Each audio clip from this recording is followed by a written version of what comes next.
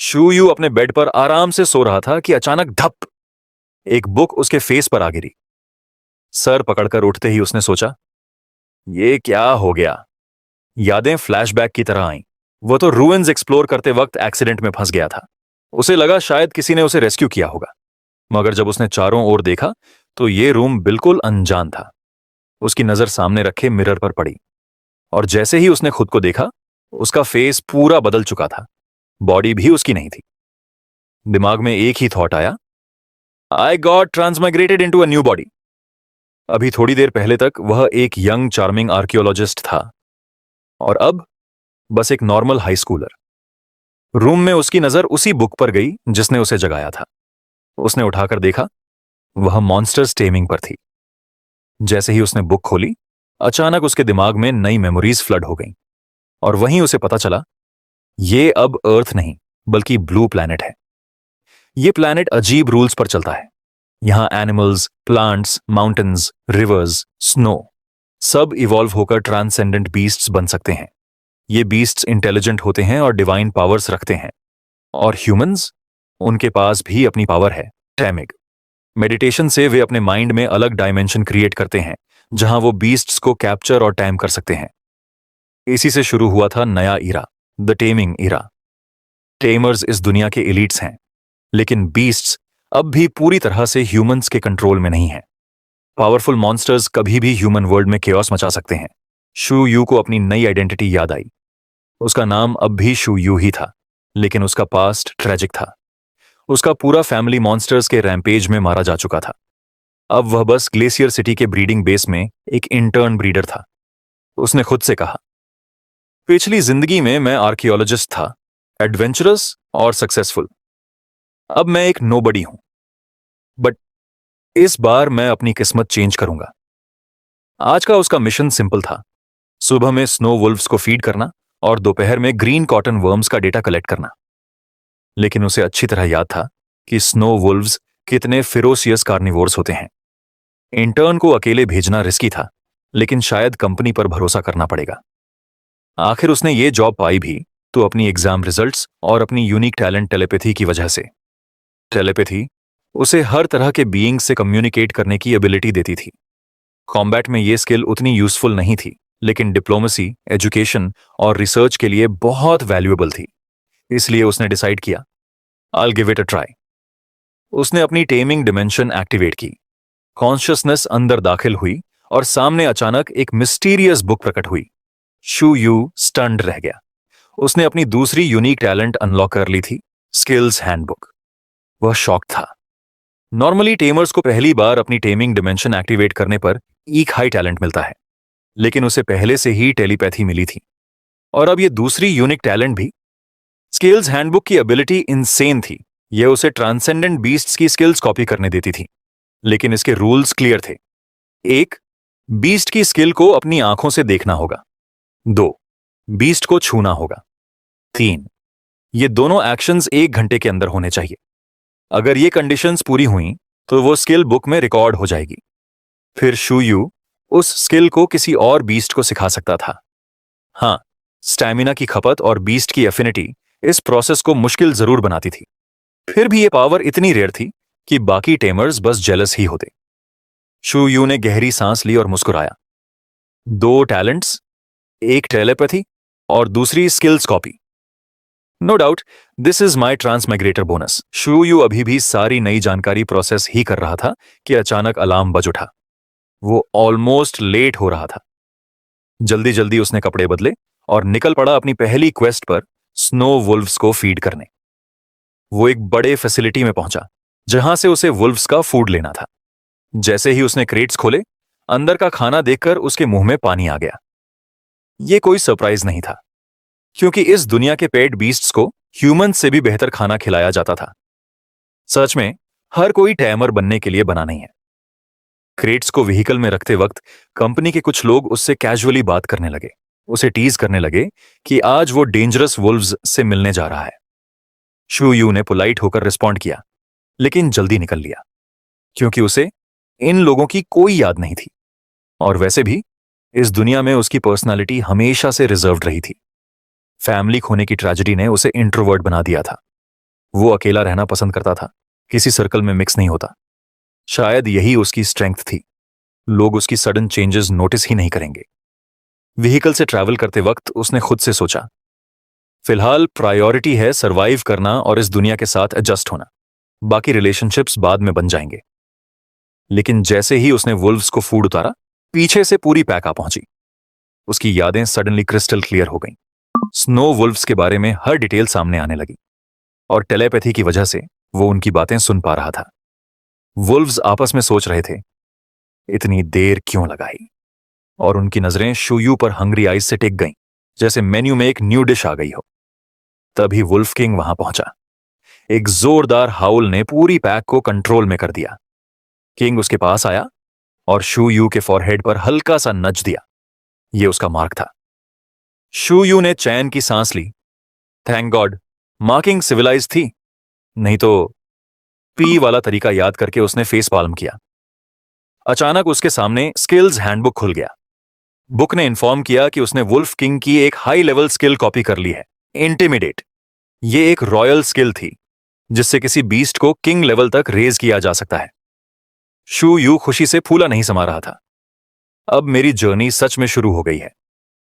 लेकिन उसके एक्सप्रेशन देखकर वुल्फ किंग ने सोचा कि शायद लड़का डर के मारे जम गया है। शू यू ने जल्दी से वुल्व्स को खाना खिलाना शुरू किया। मार की वजह से बाकी वुल्व्स भी उसके साथ फ्रेंडली हो गए।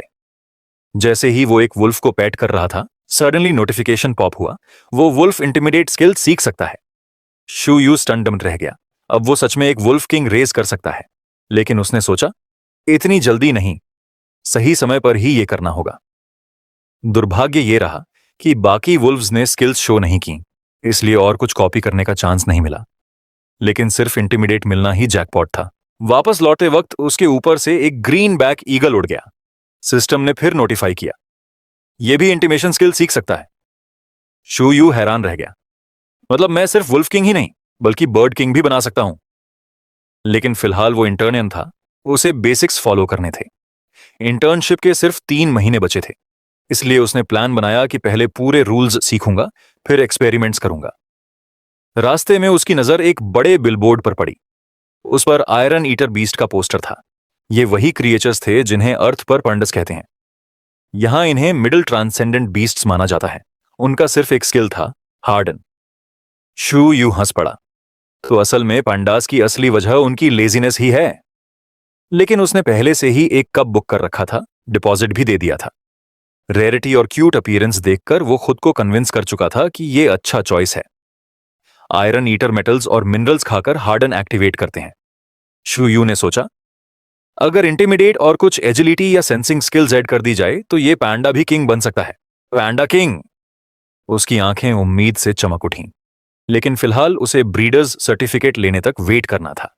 लोन लेकर ही वो अपना आयरन ईटर कब ले पाएगा, इसलिए उसने मन में ठान लिया, इस जॉब को सीरियसली लेना ही पड़ेगा। फिर वो पहुंचा अपनी अगली क्वेस्ट पर, ग्रीन कॉटन वर्म्स के एक्सपेरिमेंटल एरिया में। यहां उसका काम सिंपल था, वर्म्स की ग्रोथ ऑब्जर्व करना और रिकॉर्ड करना। बाकी लोग कैजुअली अपना काम कर रहे थे, लेकिन शू यू ध्यान से वर्म्स को ऑब्जर्व कर रहा था। वर्म्स काफी वीक थे, लेकिन उनमें इवॉल्व होने की कैपेसिटी थी। जब उसने उनसे इंटरैक्शन करने की कोशिश की तो उन्होंने उसे इग्नोर करके व्हाइट सिल्क छोड़ दी, जैसे कह रहे हो, go away bro.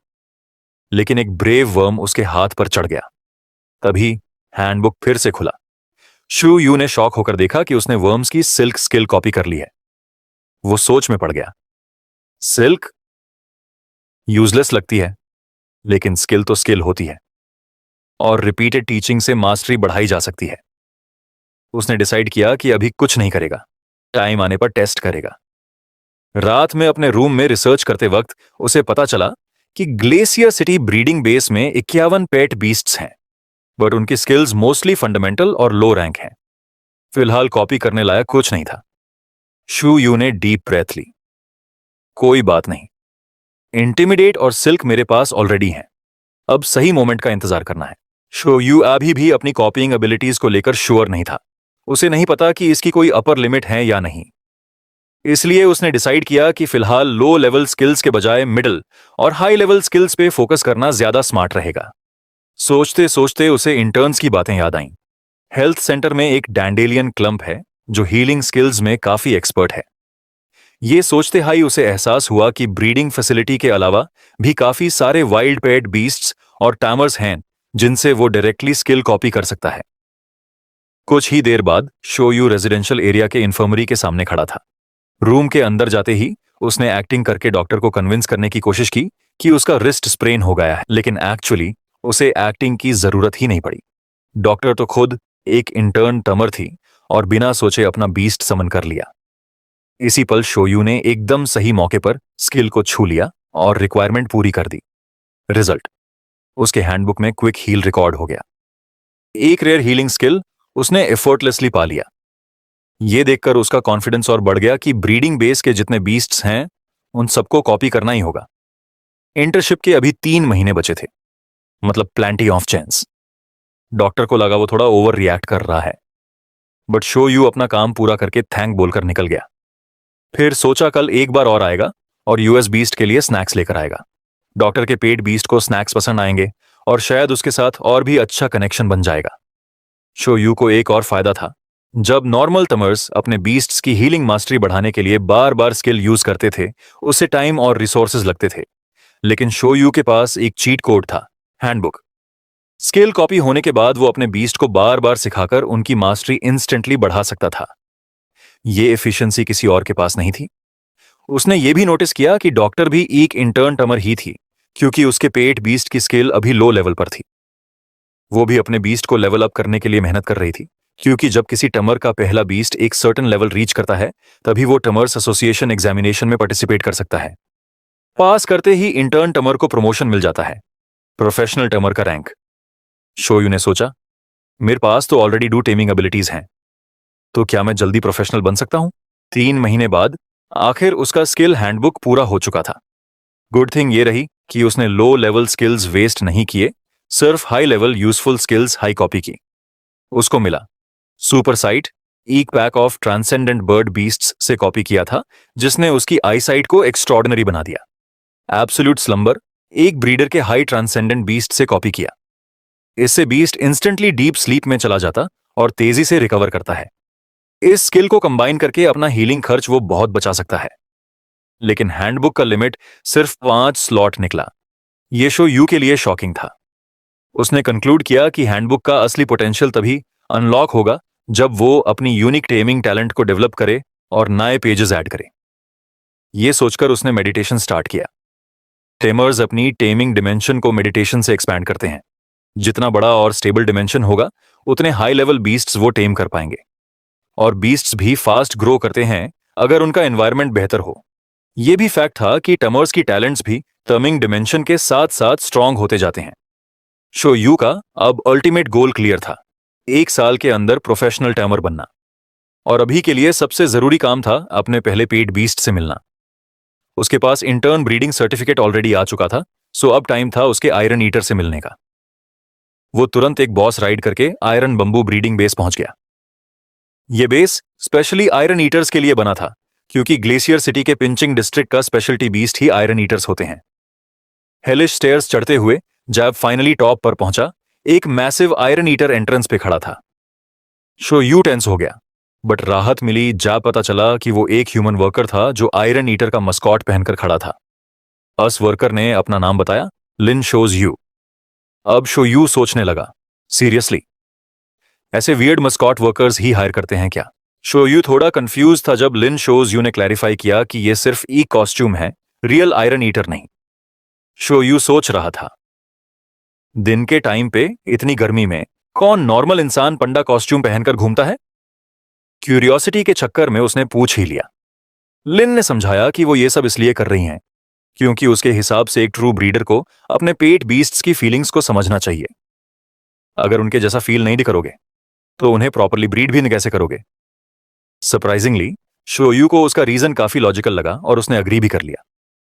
Shows you ने ध्यान से उसे देखा और टैब याद आया कि शो यू भी एक ब्रीडिंग मेजर है। इसी वजह से वो उसकी बात समझ पाया। शो यू ने हम्बल होकर कहा कि हाँ, वो भी ब्रीडिंग मेजर है, लेकिन अभी नॉविस है और उसके मुकाबले कुछ भी नहीं।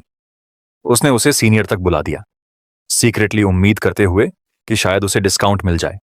लेकिन यह प्लान बैकफायर कर गया। लिन की आंखों में एकदम हस्लर वाली चमक आ गई। उसने एटीट्यूड बदलते हुए शो यू से डिमांड कर दिया कि वो अपना बीस्ट लेने के बाद उसे ये कॉस्ट्यूम खरीद ले, वो भी डिस्काउंटेड प्राइस पे, लेकिन एक्चुअली 2 कॉस्ट्यूम्स एक साथ। बेचारा शो यू मजबूरी में उसके साथ खींचता हुआ फैसिलिटी के अंदर पहुंच गया। वहां उसने फाइनली अपना कॉस्ट्यूम उतारा और अपना फेस रिवील किया। लेकिन शो यू कोई सिंप नहीं था, उसका दिल नहीं पिघला, बल्कि उसे और ऑकवर्ड फील हुआ जब उसने देखा कॉस्ट्यूम के अंदर भी लिन एक पंडा स्वेटर पहने हुए थी। सीरियसली, ये तो नेक्स्ट लेवल पैंडा ऑब्सेशन है। शो यू सिर्फ यही उम्मीद कर रहा था कि वो अब उसे स्वेटर बेचने न लग जाए। लकीली लिन ने कॉस्ट्यूम्स वाली बात छोड़ दी और उसके डॉक्यूमेंट्स क्विकली सॉर्ट कर दिए। उसने इन्फॉर्म किया कि शो यू अपना पेट बीस्ट आज ले सकता है, लेकिन एक प्रॉब्लम थी, वो लेट आ गया था। अगर जल्दी आता तो वो अपने पसंद का आयरन ईटर चुन सकता। अब बैच में सिर्फ एक ही बचा था। जो बचा है उसके हेल्थ इश्यूज और पर्सनालिटी प्रॉब्लम्स हैं, इसलिए किसी ने उसे चूज नहीं किया। शू हंसते हुए खुद को ऐश केचम जैसा फील करता है। लगता है मेरा पिकाचू यही है। लेकिन डिस्करेज होने के बजाय वो लिन के साथ आगे बढ़ जाता है। आयरन ईटर्स का एनवायरनमेंट बेहद पीसफुल होता है। ट्रीज, छोटी फॉरेस्ट, फ्लोइंग रिवर और ऊपर बना वॉकवे, पूरा सीन काम और मैजिकल सा लगता है। लिन बताती है कि हॉट सीजन में आयरन ईटर सुपर लेजी हो जाते हैं, बिग वाले फुल टाइम चिल मून में, और छोटे थोड़ा एक्टिव रहते हैं। आखिरकार वो लोग उस लास्ट बचे हुए कप तक पहुंचते हैं जो शू को देखते ही एनॉयड सा फ्राउन कर देता है। शू ऑब्जर्व कर ही रहा होता है कि अचानक वो कब पास की टीम में पूरी ताकत से टक्कर मार देता है। शू लंबा सह लेता है। ये तो बुद्धि के मामले में थोड़ा लाइट है। लिन एक्सप्लेन करती है कि इस कप को जंग के समय कॉम्प्लिकेशंस हुई थी, इसलिए वो बाकी कप से कमजोर है। जहां नॉर्मल आयरन ईटर्स 1 साल तक हार्डन स्किल सीख लेते हैं, ये कब अभी भी उसे नहीं सीख पाया।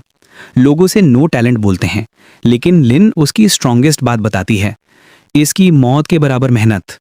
ये कब जेंटल आयरन ईटर्स जैसा नहीं है। ये रोज खुद को पेड़ों में टकरा के ट्रेन करता है ताकि हार्डन सीख सके और खुद स्ट्रांग बन सके।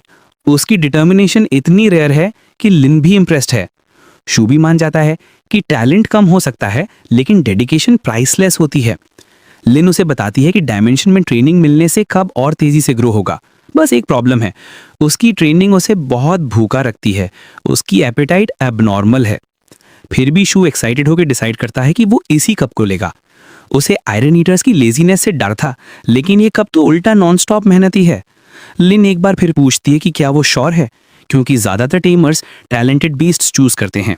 लेकिन शू कॉन्फिडेंटली कहता है कि हार्ड वर्क उसके लिए ज्यादा इंपॉर्टेंट है और उसे इस कप से इंस्टेंट कनेक्शन फील हुआ है। लिन उसकी बात से खुश होकर मुस्कुराती है। शू डिस्काउंट पूछता है, पर लिन बताती है कि सारे आयरन ईटर्स इक्वली प्राइस्ड होते हैं, लेकिन स्पेशल केस होने की वजह से वो उसे 1 महीने की आयरन बैम्बू सप्लाई फ्री दे देती है। शू खुशी से एक्सेप्ट कर लेता है। लिन कब 11 को जेंटली पेट करती है और टेलीपैथी के जरिए बताती है कि उसे चूज कर लिया गया है। शू को 11 की थॉट सुनाई देती हैं। वो थोड़ा रिबेलियस है और बोलता है, आयरन ईटर्स किसी के गुलाम नहीं होते, मैं खुद स्ट्रांग बन सकता हूँ। लिन काम रहते हुए उसे लिफ्ट कर लेती है और वार्न करती है, भागना मत वरना खाना नहीं मिलेगा। लिन समझाती है कि एक टेमर मिलने से 11 को हार्डन स्किल जल्दी सीखने में मदद मिलेगी और उसकी लाइफ भी काफ़ी बेहतर हो जाएगी। ये सुनकर एल धीरे धीरे शू को देखता है और मन ही मन सिर्फ 2 चीज़ों के बारे में सोचता है, फूड और कंफर्टेबल बेड। शू हल्का सा हंसकर उसे रीअश्योर करता है, फूड भी मिलेगा, बेड भी, बस मेरी पॉकेट कॉपरेशन करती रहे। एल अनमने ढंग से सिर हिलाता है और सोचता है कि वो किसी का स्लेव नहीं है, बट हाँ, फूड और वार्म बेड वो एक्सेप्ट कर लेगा। लिन उसकी जिद और क्यूटनेस देखकर मुस्कुरा देती है। उसे यकीन है कि प्रॉपर केयर मिले तो 11 जरूर ग्रो करेगा। शू पूछता है कि क्या आप कॉन्ट्रैक्ट बनाया जा सकता है। लिन हाँ कहकर साइड में खड़ी हो जाती है। शू और 11 आमने सामने खड़े होते हैं और कॉन्ट्रैक्ट शुरू होता है। एक सॉफ्ट ग्लो के साथ बॉन्ड फॉर्म होता है और अगले ही पल 11 शू की टेमिंग डिमेंशन में खिंच जाता है। लिन चुपचाप देखती रहती है। उसकी आंखों में रिस्पेक्ट होता है 11 की एक्स्ट्रा ऑर्डिनरी डिटर्मिनेशन के लिए। वो दोनों को साइलेंटली गुड लक विश करती है। कॉन्ट्रैक्ट पूरा होते ही शू एग्जॉस्टन फील करता है, पर अचानक एक वार्म ग्रीन ऑरा उसे घेर लेता है। उसकी थकान गायब कर देती है और उसे पूरी बॉडी में नई एनर्जी महसूस होती है। लिन मुस्कुराकर उसे कॉन्ग्रेचुलेशंस देती है। कॉन्ग्रैट्स, तुमने अपना पहला पेट बीस्ट कॉन्ट्रैक्ट कर लिया। अब 11 को टेमिंग डिमेंशन में थोड़ा टाइम दो। वो वार्न करती है कि 11 को बार बार समन और रिटर्न मत करना, ये उसे स्ट्रेस दे सकता है। अगर 11 अच्छी तरह एडजस्ट हो गया तो वो एक हफ्ते में हार्डन सीख सकता है। तभी शू के सामने उसका स्किल्स हैंडबुक अपने आप खुल जाता है। उसमें लिखा होता है कि नया 20 कॉन्टैक्ट डिटेक्ट हुआ है, उसके टेमिंग पॉइंट्स बढ़ गए हैं और नए स्किल्स अनलॉक हो चुके हैं। शू अचानक समझ जाता है कि जो एनर्जी उसे पहले मिली थी वही एनर्जी लिन ने इस्तेमाल की थी जब उसने 11 को आसानी से ओवरपावर किया था, डिस्पाइट आयरन ईटर्स की नेचुरल स्टर्बर्ननेस। वो सोच में खो जाता है, लेकिन लिन पूछती है कि सब ठीक है, तुम कुछ परेशान लग रहे हो। शू बताता है कि उसे लगता है उसकी बॉडी की क्वालिटी इंप्रूव हो गई है और वो अभी भी इस सेंसेशन के साथ एडजस्ट कर रहा है। लिन शांत होकर कहती है कि ये हर फर्स्ट टाइम टेमर के साथ होता है, टाइम के साथ सब नॉर्मल लगने लगेगा, फिलहाल उसे पेपर वर्क पूरा करना है। लिन उसे एक छोटा नोटपैड देती है और कहती है एड्रेस लिख दो, यहीं पर हम आयरन बैम्बू भेजेंगे। ध्यान रखना बैम्बू हमेशा फ्रेश होना चाहिए, स्टोर ज़्यादा मत करना, फ्री सप्लाई खत्म होने के बाद तुम्हें खुद खरीदना पड़ेगा। शू तुरंत सारी टर्म्स मान लेता है। पेपर वर्क खत्म होते ही शू शर्माते हुए पूछता है एक और फेवर मिल सकता है। लिन हैरान होती है, उसे लगता है कि उसने ऑलरेडी सारी जानकारी दे दी है। शू समझाता है कि वो पूरे फैसिलिटी का टूर करना चाहता है ताकि आयरन ईटर्स के नेचुरल एनवायरनमेंट को अच्छी तरह समझ सके। उसका मानना है कि इससे वो 11 की बेहतर केयर कर पाएगा। अपने फेस पम्प करते हुए वो बोलता है I really want to be a good tamer. Lin उसे अनुमति देती है और कहती है कि वो 11 को भी कभी खेलने के लिए ला सकता है, लेकिन याद दिलाती है फ्री फूड बस यहीं तक था। शू अपॉर्चुनिस्टिक स्माइल देता है, उसकी मिस्चीवियस इंटेंशन साफ दिखती हैं। नए स्किल स्लॉट अनलॉक होने के कारण शू प्लान करता है कि वो इस मौके का फायदा उठाकर बाकी आयरन ईटर्स को टच करके उनकी स्किल्स कॉपी करेगा। 2 घंटे फैसिलिटी घूमने के बाद शू को आयरन ईटर्स की एक्सपेक्टेड स्किल मिल जाती है, हार्डन, एक लो लेवल मेटल एबिलिटी जो उनके बॉडीज को इनविजिबल आर्मर से हार्ड कर देती है। ये आर्मर डिफेंस और ऑफेंस दोनों में काम आता है। शू कॉन्फिडेंट फील करता है कि अगर 11 खुद से हार्डन सीखने में स्ट्रगल करे तो वो अपने टेमिंग टैलेंट से उसे पर्सनली सिखा सकता है। टूर पूरा करने के बाद शू फाइनली उस पुरानी सी हाउस में पहुंचता है जहां वो रहने वाला है। हाउस थोड़ा ओल्ड है बट बाहर एक बड़ा ओपन एरिया और कोने में एक परफेक्ट ट्रेनिंग ट्री मौजूद है 11 के लिए। वो 11 को समन करता है और उसे घर साफ करने को कहता है। 11 बिना किसी सवाल के आगे बढ़ता है और अपनी प्यारी सी फेस शू के आर्म्स पर रख देता है, जैसे कह रहा हो पिक मी अप। उसकी अडोरेबल क्यूटनेस देखकर शू का दिल पिघल जाता है। वो तुरंत डिसाइड करता है इतना क्यूट क्रीचर घर साफ करने वाला काम नहीं करेगा।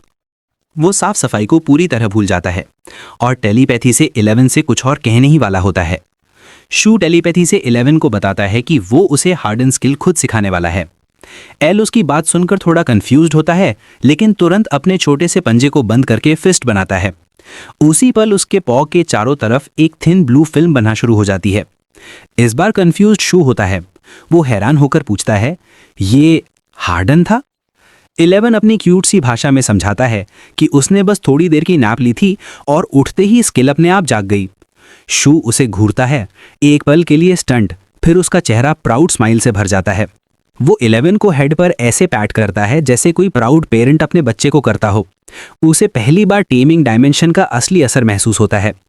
उसे बताया गया था कि हार्डन सीखने में कम से कम 1 हफ्ता लगेगा, लेकिन 11 ने ये स्किल सिर्फ 2 घंटे में सीख ली।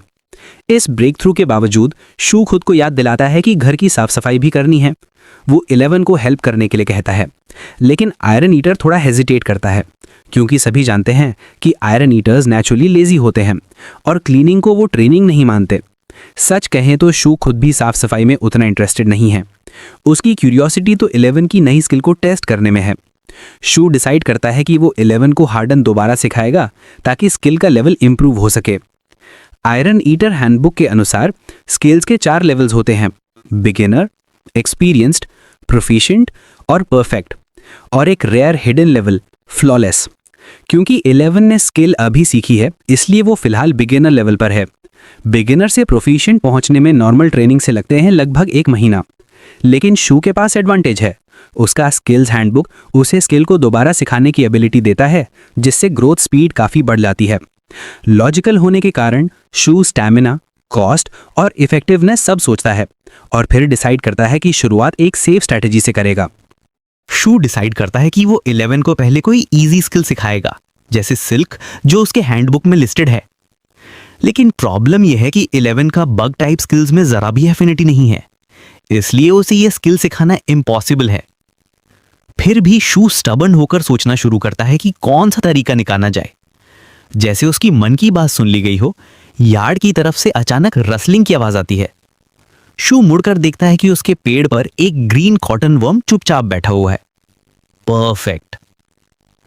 वर्म डर के मारे स्क्वीक करता है क्योंकि शू तुरंत 11 को उसे पकड़ने का ऑर्डर दे देता है।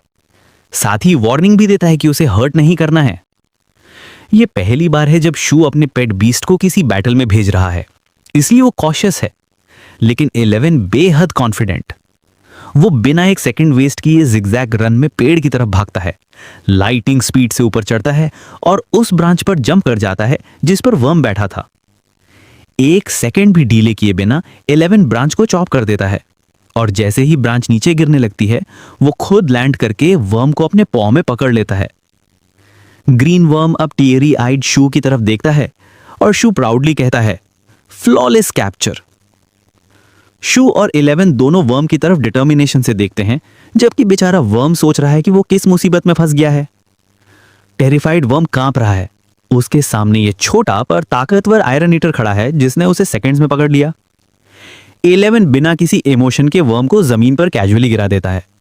वर्म जोर से थर्ड के साथ गिरता है और उनके इंटिमिडेटिंग प्रेजेंस में डर से चिपक सा जाता है। शू वर्म को ऑब्जर्व करते हुए कुछ इंटरेस्टिंग नोटिस करता है। उसके बॉडी पर सिर्फ एक मार्क है, मतलब उसने सिल्क स्किल बस एक बार यूज किया है। ये शू को एक्साइट करता है क्योंकि इसका मतलब है कि वर्म में स्किल ग्रोथ की बहुत पोटेंशियल है। शू हल्की सी हंसी के साथ पूछता है, कहीं जाने का प्लान तो नहीं है ना? वर्म के पार जाने को कुछ होता ही नहीं है। शू घुटनों पर बांटकर उसे जेंटली उठा लेता है ताकि वो भाग न जाए। इस छोटे से ग्रीन कॉटन वर्म का एडवेंचर अभी शुरू ही हुआ है। शू उसे ध्यान से देखता है। उसे याद आता है कि इंटर्न रहते हुए उसने 3 महीने एसी स्पीशीज के साथ बिताए थे। सिल्क हटाना तो अब उसके लिए रूटीन बन चुका है। वो बड़ी आसानी से अपने हाथों से टैंगल्ड सिल्क अलग कर देता है।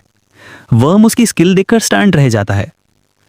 शू टेलीपैथी से वर्म को वार्न करता है, अगर कोऑपरेट नहीं किया तो 11 तुम्हें खा भी सकता है। पास में खड़ा 11 इस बात पर लिटरली ड्रूल करने लगता है। उसकी अपॉर्चुनिस्टिक हंगर बिल्कुल शू की तरह है। अब टेस्ट सब्जेक्ट फंस चुका है।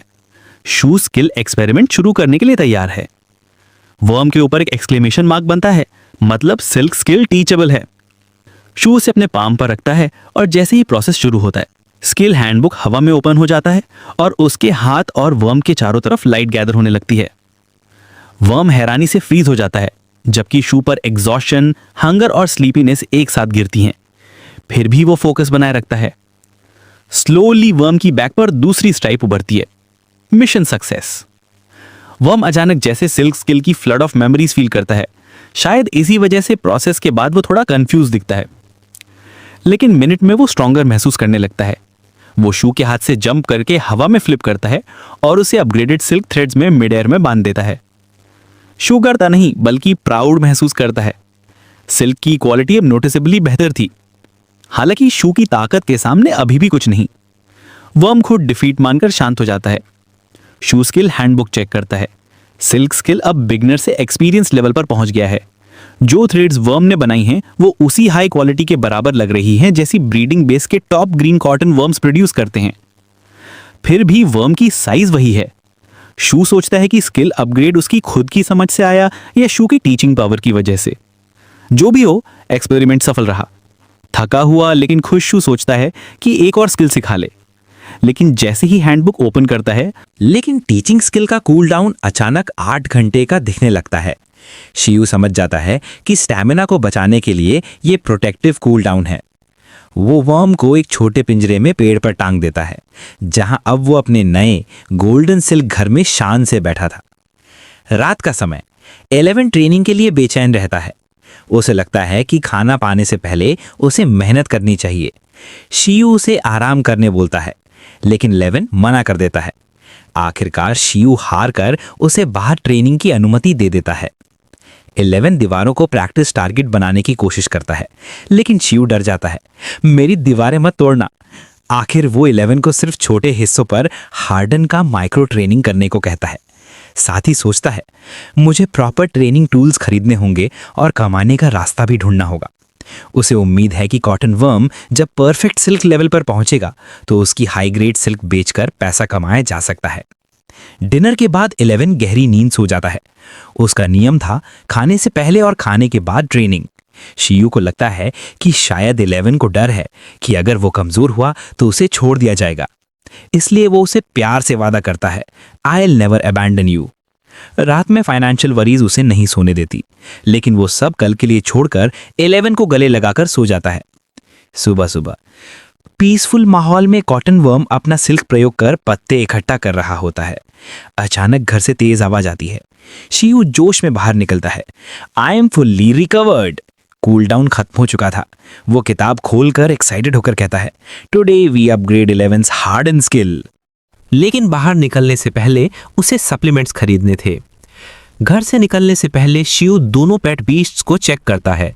वो 11 को बोलता है कि आराम करता रहे, मैं शॉपिंग करके आता हूँ, फिर तुम्हें बाहर निकाल दूंगा। वो वादा करता है। दरवाजा बंद करते हुए शियू ग्रीन कॉटन वर्म को हाथ हिलाकर बाय बोलता है, पर उसे देखकर चौंक जाता है।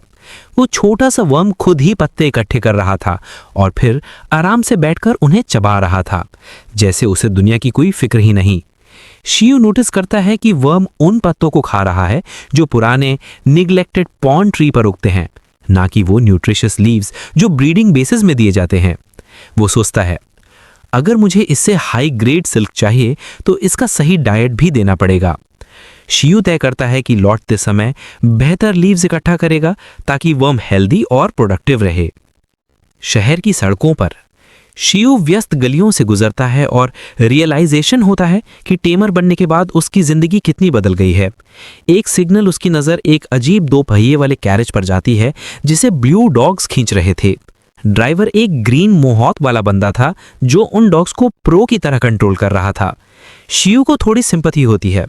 बीस्ट सिर्फ लड़ाई के लिए नहीं, दैनिक कामों के लिए भी इस्तेमाल होते हैं। तभी पीछे से एक महिला चिल्लाती है, तो वापस आ। उसका जेमस्टोन कैट भूरा सफेद महंगे जेमस्टोन्स और गोल्ड बैंगल्स पहने रोड पर स्टाइलिश वॉक कर रहा था, पूरे एटीट्यूड के साथ। वो कैट शायद शियू की पूरी सैलरी से भी ज्यादा की होगी। महिला उसके पीछे दौड़ती है और शियू सोचता है, असली ओनर कौन है, लेडी या कैट? उसे याद आता है, जेमस्टोन कैट्स को आमतौर पर एक टेमर चाहिए होता है क्योंकि उनकी ऑप्टिकल स्किल्स इवॉल्व करने के लिए कैट्स आई जेमस्टोन चाहिए होता है जो बेहद महंगा होता है। शियू के दिमाग में एक नया आइडिया चमकता है, शायद भविष्य में जेमस्टोन कैट्स पैसे कमाने का भी जरिया हो सकते हैं। 100 अर्ब्स हॉल। आखिर शियू 100 अर्ब्स हॉल पहुंचता है। एक कर्ली ग्रीन बालों वाला क्लर्क चश्मा ठीक करते हुए उसे ग्रीट करता है। शियू पूछता है, सिल्क बेच सकते हो? क्लर्क बताता है कि वो सिर्फ हाई ग्रेड सिल्क खरीदते हैं, वो भी उसी ग्रीन कॉटन वर्म से जिसका डाइट एकदम स्पेसिफिक होता है। वो शियू को एक गाइड देता है जिसमें सिल्क की क्वालिटी और प्राइसेस लिखी होती हैं। शियू की आंखें चमक उठती हैं। अगर मेरा वर्म परफेक्ट मास्टरी तक पहुंच गया तो मैं अच्छी इनकम शुरू कर सकता हूं। उसके पास पैसे कम हैं, हर महीने लोन चुका रहा है और इनहेरिटेंस का पैसा भी बस 1 साल में खत्म हो जाएगा। अगर वो टेमर के तौर पर सफल नहीं हुआ तो उसे ब्रीडिंग बेस में नौकरी करनी पड़ेगी और 11 को वापस करना पड़ सकता है। वो आइडिया ही उसके दिल को चुभता है, इसलिए वो फैसला करता है, ग्रीन कॉटन वर्म की सिल्क स्किल को परफेक्ट मास्टरी तक ले जाना ही मेरी जिंदगी का टर्निंग पॉइंट होगा। क्लर्क पूछता है, सिल्क बेचनी है क्या? शियू पोलाइटली मना कर देता है और सिर्फ वो मेडिसिन खरीदता है जिसके लिए वो आया था। घर वापस लौटते हुए लंबी वॉक के बाद वो थक चुका था। शॉपिंग बैग लेकर चलता है और सोचता है, मुझे फोन और कुछ ट्रांसपोर्ट भी खरीदना पड़ेगा। लंबी लिस्ट बनती जा रही है। घर पहुंचकर वो बैग टेबल पर रखता है और खरीदी हुई मेडिसिन चेक करता है। मिंगिन कैप्सूल्स। ये कैप्सूल्स प्लांट टाइप ट्रांसेंडल बीस्ट से बनते हैं और फटीग को कम करने और स्टैमिना इंप्रूव करने के लिए फेमस है। टेमर्स इन्हें बैटल्स के बाद लेते हैं ताकि जल्दी रिकवरी हो सके। शियो के लिए ये लग्जरी है, इसलिए उसे इन्हें बहुत सोच समझकर इस्तेमाल करना होगा। रात के आराम के बाद अगली सुबह शियू 11 को समन करता है। सुबह सुबह 11 जम्हाई लेते हुए खिंचता है और दिन शुरू करने के लिए तैयार हो जाता है। शियू अपने पेट को ऑब्जर्व करता है और द टेमिंग डायमेंशन से आती हुई उसकी पॉजिटिव एनर्जी महसूस करता है। अब पूरी तरह जाग चुका 11 अपनी मुट्ठी भींचकर जोश में बोलता है कि वो 6 घंटे ट्रेन करना चाहता है, एकदम स्पेसिफिक गोल। शियू उसे धीरे चलने की सलाह देता है और वर्क लाइफ बैलेंस की इंपॉर्टेंस समझाता है, लेकिन 11 उसे खाली स्टेयर देता है जैसे उसे ये कॉन्सेप्ट समझ ही नहीं आया हो। तब शिव उसे बताता है कि द टेमिंग डायमेंशन की एनर्जी उसी से आती है और उसे भी अपनी लिमिट्स का ध्यान रखना पड़ता है।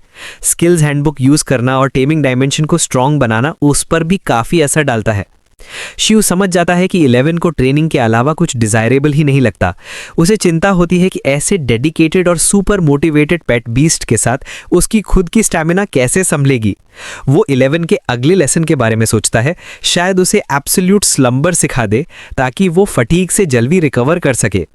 लेकिन 11 तो एकदम ट्रेनिंग के जुनून में जमीन पर रोलिंग करने लगता है। वो जोर से अपनी इच्छा भी चिल्ला देता है, जिस पर शिव उसे रोककर कहता है कि अभी एब्सोल्यूट स्लंबर नहीं, पहले उसकी हार्डन स्किल को एडवांस करेंगे। शिव मुस्कुराते हुए 11 के गाल खींचता है और स्किल्स हैंडबुक एक्टिवेट करके उसे फिर से हार्डन सिखाने लगता है। लाइट दोनों के बीच चमकती है और लेसन शुरू हो जाता है। पास में केज में रखा ग्रीन कॉटन वर्म भी सरप्राइज में सब देख रहा होता है। जैसे जैसे प्रोसेस तेज होता है, 11 का एक्सप्रेशन अचानक बदलता है और वो जोर से रोअर कर उठता है। क्लियरली उसे इस लेसन का पूरा असर महसूस हो रहा है। लेसन खत्म होने पर शिव को थकान तो महसूस होती है, लेकिन मैनेजेबल लगती है, बिल्कुल कल की तरह। वो अपना पसीना पोंछता है और अपने आंखों के नीचे डार्क सर्कल्स नोटिस करता है। वो तुरंत एक मिंजन कैप्सूल खाता है और उसे तुरंत रिलीफ महसूस होता है। फटीग ऐसे गायब जैसे था ही नहीं। 11 भी फिर से एनर्जाइज महसूस करता है। अचानक वो एक जोरदार बैटल क्राई मारता है और इतना फोर्स लगाकर जमीन पर मुक्का मारता है कि फ्लोर ही टूट जाता है। शिव घबरा जाता है और पूछता है कि वो क्या कर रहा है, लेकिन 11 एकदम चिल खड़ा रहता है और अपनी नई स्ट्रेंथ से इंप्रेस होकर टूटे हुए फ्लोर की तरफ इशारा करता है। शिव फ्रस्ट्रेटेड भी होता है और अमेज्ड भी। उसे समझ आता है कि 11 की हार्डन स्किल अब एक्सपीरियंस लेवल तक पहुंच चुकी है, जिससे उसकी कॉम्बैट एबिलिटी में जबरदस्त बूस्ट मिला है। लेकिन घर का नुकसान देखकर शिव नाराज भी है। 11 उसे ऐसे देखता है जैसे पूछ रहा हो कि उसके साथ अभी हुआ क्या है। शिव आर्म्स फोल्ड करके पूछता है कि अब भी इतनी जल्दी है ट्रेन करने की। 11 भी उसे मिमिक करता है, फिर दुखी हो जाता है क्योंकि उसे लगता है कि उसकी नई ताकत उसने खुद अर्न नहीं की। इसलिए वो कहता है कि बदले में वो 24 आवर्स नॉन स्टॉप ट्रेनिंग करेगा। शिव गहरी सांस लेकर समझाता है कि नॉन स्टॉप ट्रेनिंग से लेवल अप नहीं होगा, बल्कि वो अपनी लिमिट तक ही जाएगा। लेकिन 11 का डिटर्मिनेशन अडिग है। घर को बचाने के लिए शिव रूल सेट करता है और ट्रेनिंग शुरू कराता है। जब 11 ट्रेनिंग कर रहा होता है, शिव पोर्च पर आराम से स्किल्स हैंडबुक रिव्यू करता है। मिंगजन कैप्सूल की वजह से उसकी स्टैमिना तो रिकवर हो गई है, लेकिन स्किल्स सिखाने का कूलडाउन अभी भी 24 आवर्स का है, जो 11 की ट्रेनिंग के साथ परफेक्ट मैच करता है। शिव ऑब्जर्व करता है कि 11 अब अपनी फिस्ट पर ब्लू लाइट ज्यादा देर तक रख सकता है, लगभग 30 सेकंड्स तक। हार्डन अब पहले से तेज एक्टिवेट होता है। आज का फोकस है उसकी स्पीड बढ़ाना और अलग अलग बॉडी पार्ट्स को साथ में हार्डन करना। लेकिन घर की हालत देखकर शिव समझ जाता है कि प्रॉपर ट्रेनिंग इक्विपमेंट जरूरी है। वो उसे अपनी शॉपिंग लिस्ट में जोड़ लेता है, 11 के एनवायरनमेंट को इंप्रूव करने के लिए बाकी चीजों के साथ। उसे याद आता है कि टेमिंग डायमेंशन में बाइंडिंग इंटेंसिटी, स्किल्स और एनवायरनमेंट 3 सबसे महत्वपूर्ण फैक्टर्स हैं। 11 तो पहले से ही डिसिप्लिन्ड है, तो अब एनवायरनमेंट को बेस्ट बनाना सबसे बड़ा गोल है। शिव प्लान करता है कि एब्सोल्यूट स्लंबर भी जल्द सिखाएगा ताकि रिकवरी और फास्ट हो। उसे भरोसा है कि राइट केयर के साथ 11 बहुत तेजी से ग्रो करेगा, लेकिन फाइनेंशियल प्रॉब्लम अब भी उसके सामने है। इसी को सॉल्व करने के लिए शिव एक शॉप की तरफ निकल पड़ता है। शिव स्टील ऑप्शंस ब्राउज करते हुए फ्यूचर खर्चों के बारे में सोचता है। कंसर्न होने के बावजूद वो खुद को भरोसा दिलाता है कि 11 की ग्रोथ में किया गया ये इन्वेस्टमेंट पूरी तरह वर्थ इट है। नेक्स्ट डे शिव अपने ग्रीन कॉटन वॉर्म को वो हेल्दियर डाइट देता है जिसका उसने वादा किया था। फिर वो मेडिटेट करता है, पूरी एनर्जी के साथ 11 की टेमिंग डायमेंशन का एनवायरनमेंट इंप्रूव करने पर फोकस करते हुए। 11 को इतने डिटर्मिनेशन के साथ ट्रेन करते देख शिव एक्साइटेड होता है, क्योंकि अगले दिन से वो 11 के हार्डनिंग स्किल्स पर और काम करेगा। नया दिन शुरू होता है और शिव दरवाजे पर नॉक सुनता है। वो जल्दी से बाहर जाकर दरवाज़ा खोलता है और देखता है कि फैट्सो गैंग से ऑर्डर किए हुए durable alloy steel boats finally पहुंच गए हैं। ट्रांजैक्शन कंप्लीट होते ही डिलीवरी मैन उसे बताता है कि अगर बोट्स में कोई डिफेक्ट मिला तो वो बिना एक्स्ट्रा चार्जेस के रिटर्न कर सकता है। डिलीवरी होने के बाद शिव 11 को बुलाता है ताकि वो उसके साथ मिलकर बोट्स इंस्पेक्ट कर सके। 11 सामने आता है, पहले से भी ज़्यादा क्यूट, और इस बार उसने एक रेड स्कार्फ जैसा केप पहना हुआ है जो उसे एकदम सुपर पैंडा वाइब्स देता है। शिव उसे देखते ही खुश हो जाता है क्योंकि उसे महसूस होता है कि टेमिंग डायमेंशन का इन्वायरमेंट इंप्रूव करने के रिजल्ट्स अभी से दिखने लगे हैं। प्राउड फील करते हुए शिव 11 को उसकी प्रोग्रेस के बदले एक्स्ट्रा फूड देकर रिवॉर्ड भी करता है। शिव से समझाता है कि शिव 11 को बताता है कि अब वो पूरी तरह हार्डनिंग ट्रेनिंग पर फोकस करेगा, लेकिन साथ ही मेंशन करता है कि घर इस तरह की ट्रेनिंग के लिए आइडियल नहीं है। पर इससे पहले कि वो बात पूरी करे, 11 अपनी टेल हिलाते हुए उसे इनकरेज करता है कि शिव चाहे तो उस पर स्ट्रेंथ टेस्ट कर ले, क्योंकि brave iron eaters feel no pain. Shiv तुरंत मना कर देता है क्योंकि उसे पता है कि चोट तो उसी को लगेगी। इसके बजाय वो प्रॉब्ली स्टील बोर्ड्स इंट्रोड्यूस करता है। शिव 11 को इंस्ट्रक्ट करता है कि वो अपने शरीर को हार्डन करे और फिर ऊंचाई से बोर्ड्स पर गिरकर प्रैक्टिस करे।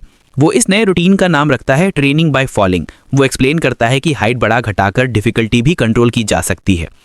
11 खुशी से शिव को हग करता है और उसे जीनियस कह देता है। ट्रेनिंग शुरू होते ही 11 आसानी से कई मोटी स्टील की शीट्स तोड़ देता है। हाथों में कुछ कट्स आते हैं, पर वो तुरंत हाई स्पीड हीलिंग एक्टिवेट कर लेता है और फिर से ट्रेनिंग में लग जाता है। घर के अंदर शिव बैठकर ऑब्जर्व करता है। 11 की हार्डन स्किल अब प्रोफिशिएंट लेवल पर पहुंच चुकी है। स्टील बोर्ड्स भी एकदम परफेक्ट निकले, ट्रेनिंग टूल भी और फूड भी। उधर ग्रीन कॉटन वॉर्म की स्किल भी प्रोफिशिएंट लेवल पर पहुंचकर और मजबूत सिल्क प्रोड्यूस कर रही है। सप्लीमेंट्स भी अपना काम कर रहे हैं और दोनों 20 शानदार स्पीड से ग्रो कर रहे हैं। अब शिव डिसाइड करता है कि टाइम आ गया है उनकी स्किल्स को कॉम्बैट में टेस्ट करने का।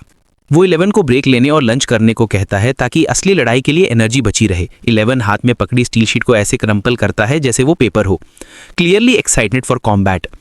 शिव समझता है कि फूड, ट्रेनिंग और कॉम्बैट पेट बीस्ट की ग्रोथ के 3 सबसे इंपॉर्टेंट पिलर्स हैं, लेकिन वो जोखिम नहीं लेना चाहता। इसलिए वो डिसाइड करता है कि पहला कॉम्बैट एक रेगुलेटेड बैटल में होना चाहिए जहां ओपोनेंट भी सेम लेवल का हो। बैटल सेंटर जाते समय शिव तंग्यांग उन एग्जाम्स के बारे में सोचता है जो उसे प्रोफेशनल टेमर बनने के लिए पास करने होंगे। बेसिक कॉम्बैट और सर्वाइवल एग्जाम्स। सर्वाइवल टेस्ट की सोच से ही वो थक जाता है, इसलिए अभी के लिए साफ मन बना चुका है कि विल्डरनेस ट्रेनिंग के दौरान वो टेमर्स एसोसिएशन ज्वाइन करेगा। फिलहाल प्रोफेशनल सेटअप ही सेफेस्ट ऑप्शन है। शिव पिंगचांग डिस्ट्रिक्ट टेमर बैटल जिम पहुंचता है, जहां उसे ग्रीन हेयर रिसेप्शनिस्ट मिलता है। वो बताता है कि ये उसका फर्स्ट टाइम है और उससे टूर मांगता है। रिसेप्शनिस्ट उसे 3 ऑप्शन समझाता है। अरेंज्ड बैटल, जहां वो खुद ओपोनेंट चुन सकता है। रैंडम बैटल, जहां इक्वल लेवल ओपोनेंट मिलता है। गैम्बल बैटल, जहां जो हारेगा वो दोनों का खर्च भरेगा। शिव अरेंज्ड बैटल रिजेक्ट कर देता है क्योंकि वो किसी टेमर को जानता ही नहीं है। गैम्बल बैटल उसे परफेक्ट लगता है, फ्री ट्रेनिंग का मौका जो मिल जाए तो बढ़िया। रिसेप्शनिस्ट बताता है कि बैटल्स 2 कैटेगरीज में हैं, लेवल 1 से 6 और लेवल 7 से 10। दोनों का फीस 100 येन है, रेफरीज और मेडिकल सर्विसेज इंक्लूडेड। मनी खर्चने से उसका दिल थोड़ा दुखता है, पर उसे लगता है सर्विस के हिसाब से प्राइस ठीक है। शिव 11 की एबिलिटी से कॉन्फिडेंट है। 11 मेटल ट्रांसेंडेंट लेवल 5 का बीस्ट है, हार्डन प्रोफिशिएंट है और हाई स्पीड हीलिंग भी कर सकता है। उसे लगता है कि 11 एक लेवल 6 ओपोनेंट को आराम से संभाल लेगा। चैलेंज मिलेगा लेकिन रिस्क नहीं होगा। फॉर्म भरने के बाद शिव पूछता है कि स्टेक्स बढ़ा सकता है, पर रिसेप्शनिस्ट मना कर देता है। वो शिव को एक कार्ड देता है और लॉबी में वेट करने को कहता है। लॉबी में शिव की नज़र एक और टेमर पर जाती है, चेन काई, ब्लू हेयर ग्लासेस वाला स्टूडेंट जो अपने आइस आर्मडिलो पर बड़ा प्राउड है। वो बोस्ट करता है कि उसके क्लासमेट्स अब उससे लड़ने की हिम्मत ही नहीं करते, इसलिए वो यहाँ अपने स्किल्स इंप्रूव करने आया है। दोनों की नज़रें मिलती हैं और उन्हें समझ आ जाता है कि दोनों ओपोनेंट्स बनने वाले हैं।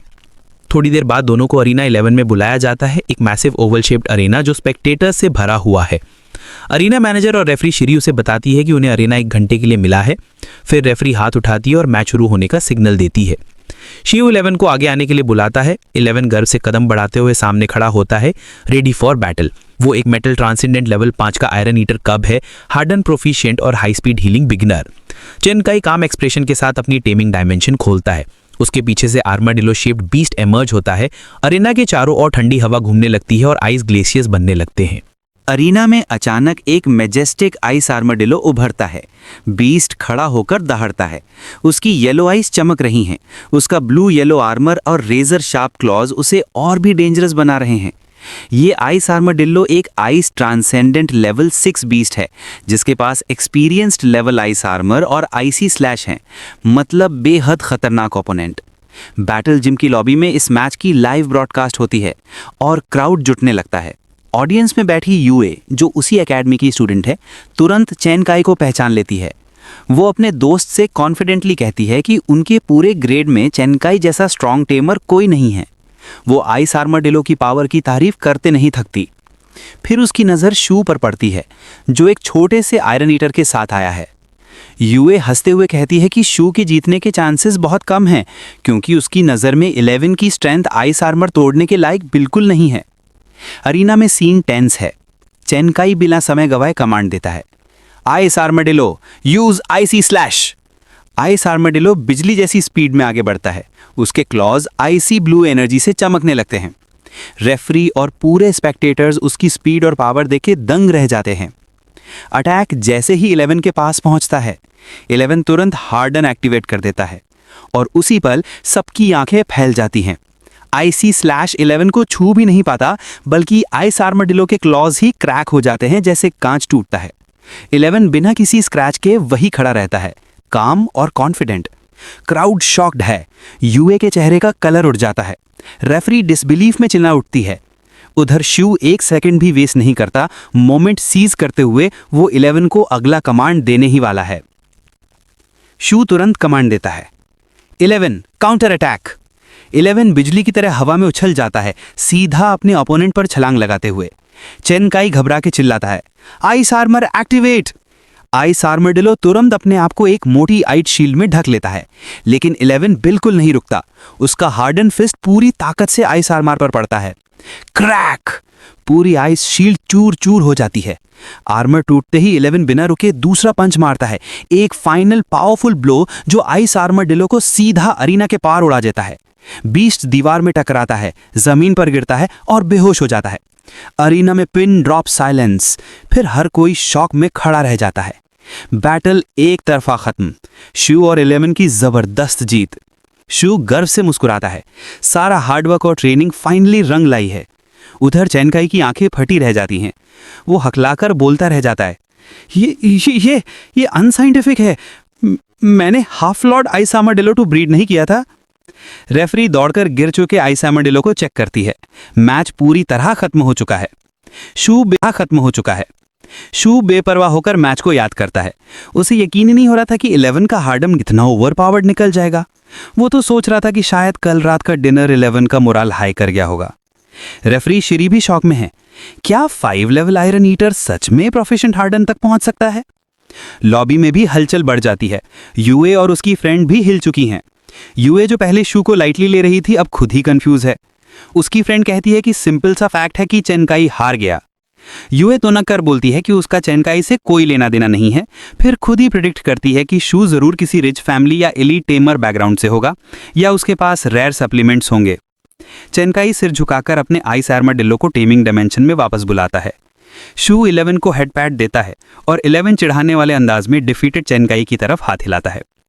चेनकाई अंदर ही अंदर जलता हुआ सोचता है, मैं इस डिफीट को कभी नहीं भूलूंगा। रेफरी विजेता की घोषणा करती है। शू जीत चुका है और अब बैटल फीस चेनकाई को भरनी पड़ेगी। शू 11 को रेस्ट करने भेज देता है और खुद थोड़ा सेलिब्रेट करता है। चेनकाई क्यूरियोसिटी में पूछता है कि क्या शू पिंगिंग का स्टूडेंट है।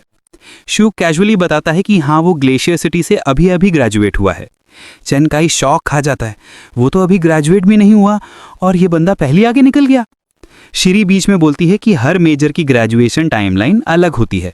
बैटल, रेफरी, मेडिकल और ब्रीडिंग मेजर्स इंटर्नशिप के कारण जल्दी ग्रेजुएट करते हैं। ये सुनकर चेनकाई का ईगो पूरी तरह टूट जाता है और जब उसे पता चलता है कि शू बैटल मेजर भी नहीं है तो उसे खुद पर और भी ज्यादा शर्म आती है। श्री पूछती है कि आइस आर्माडिलो को मेडिकल केयर चाहिए। हालांकि सिटी में वो खुद हील हो सकता था, लेकिन चेनकाई फिर भी मजबूरी में 200 वी पे करके बाहर निकल जाता है। उधर शू का दिमाग ऑलरेडी नेक्स्ट चैलेंज पर है। वो रिसेप्शनिस्ट से पूछता है कि क्या उसे स्ट्रॉन्गर ओपोनेंट मिल सकता है, लेकिन उसे पता चलता है कि रूल के हिसाब से उसे अपने लेवल से ऊपर के बीस्ट वाले टेमर्स को चैलेंज करने की अनुमति नहीं है।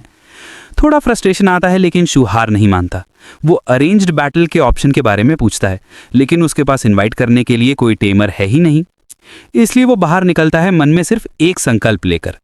अब उसे टेमर एसोसिएशन में जाकर कोई स्ट्रॉन्ग ओपोनेंट ढूंढना ही होगा। पूछते ही शिव उत्सुक हो जाता है कि आखिर उसे यहाँ कोई ऐसा ओपोनेंट मिलेगा भी या नहीं जो 11 के लिए सच में एक चुनौती साबित हो सके। बस से उतरते हुए ही उसके दिमाग में सिर्फ एक ही बात घूम रही होती है, ऐसी मिशन या लड़ाई मिले जो 11 को अगले स्तर तक पहुंचा दे। एसोसिएशन की महत अंदर से हमेशा की तरह भीड़ और हलचल से भरी होती है। यहाँ रोज़ नए टीमर्स आते हैं, कोई स्किल टेस्ट देने, कोई ट्रेनिंग में हिस्सा लेने, तो कोई मिशंस के लिए अप्लाई करने। पिंचिंग में बढ़ते खतरों की वजह से एसोसिएशन अब रेगुलर विल्डरनेस ट्रेनिंग और अलग अलग लेवल की मिशंस भी देता है, जिनमें लो लेवल से लेकर हाई रिस्क तक सब होते हैं। शिव सीधे मिशन एप्लीकेशन मशीन की ओर बढ़ता है। आज उसका ध्यान पैसे कमाने पर नहीं बल्कि 11 के लिए परफेक्ट ट्रेनिंग चैलेंज ढूंढने पर है। शिव मिशन लिस्ट को स्क्रॉल करता जा रहा था, लेकिन ज्यादातर काम इतने बेकार लग रहे थे कि वो खुद भी मुस्कुरा देता है। कहीं आवारा बिल्ली पकड़ने का काम है, कहीं छोटे मोटे कीड़े भगाने का।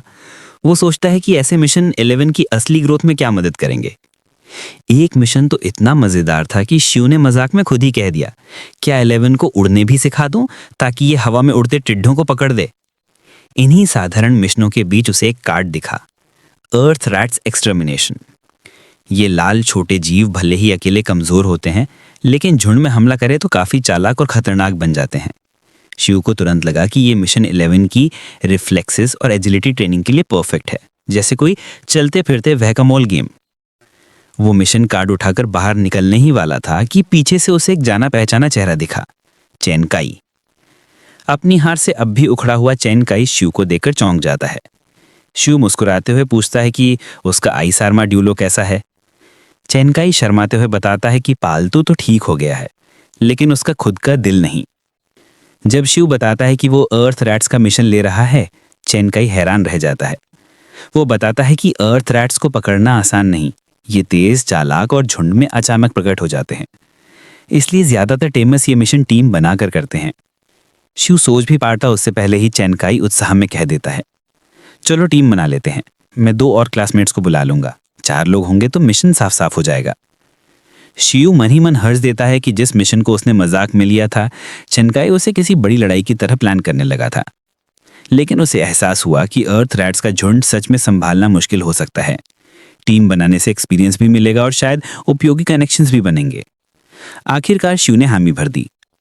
चैनकाई खुशी खुशी रात तक टीममेट्स इकट्ठा करने का वादा करता है। मिशन तय होने के बाद शिव 100 हर्ब्स हॉल पहुंचता है। दुकानदार उसे पहचानकर सीधे कई बॉक्स क्लियरिंग कैप्सूल्स दे देता है। इतनी बार की खरीदारी देखकर वो चिंतित भी हो जाता है। शिव तुरंत हंसते हुए कह देता है कि 11 बस हाल ही में बहुत ट्रेनिंग कर रहा है, इसलिए सप्लीमेंट्स लेने पड़ रहे हैं। हालांकि शिव मन में सोचता है कि उसे जल्द ही कोई दूसरा सप्लायर ढूंढना होगा, वरना ये बार बार की खरीदी लोगों को शक में डाल सकती है। लंबे दिन के बाद शिव घर लौटता है, जहां 11 आराम से बांस खा रहा होता है, उनकी पिछली जीत से अब भी खुश। शिव जल्दी से खाना खाता है, लेकिन उसका दिमाग आगे की तैयारी में लगा है। वो 11 की ओर देखकर कहता है, अगला स्टेप शुरू करते हैं, आज एक नई स्किल सीखेंगे। शिव उसके गाल खींचकर मजाक करता है, लेकिन 11 थोड़ा निराश दिखता है। उसे लगता है कि असली ताकत खुद की मेहनत से आती है, बाहर की मदद से नहीं। फिर भी शिव समय बर्बाद नहीं करता और 11 को सुपर साइट सिखाना शुरू कर देता है। ये स्किल 11 के विजन को तेज करती है, जिससे उसे नाइट विजन और दूर तक देखने की क्षमता मिलती है।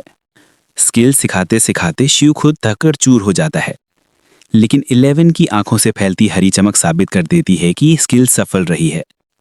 11 तुरंत बाहर की ओर दौड़ता है और रात के अंधेरे में सब कुछ साफ साफ देखकर खुश हो जाता है।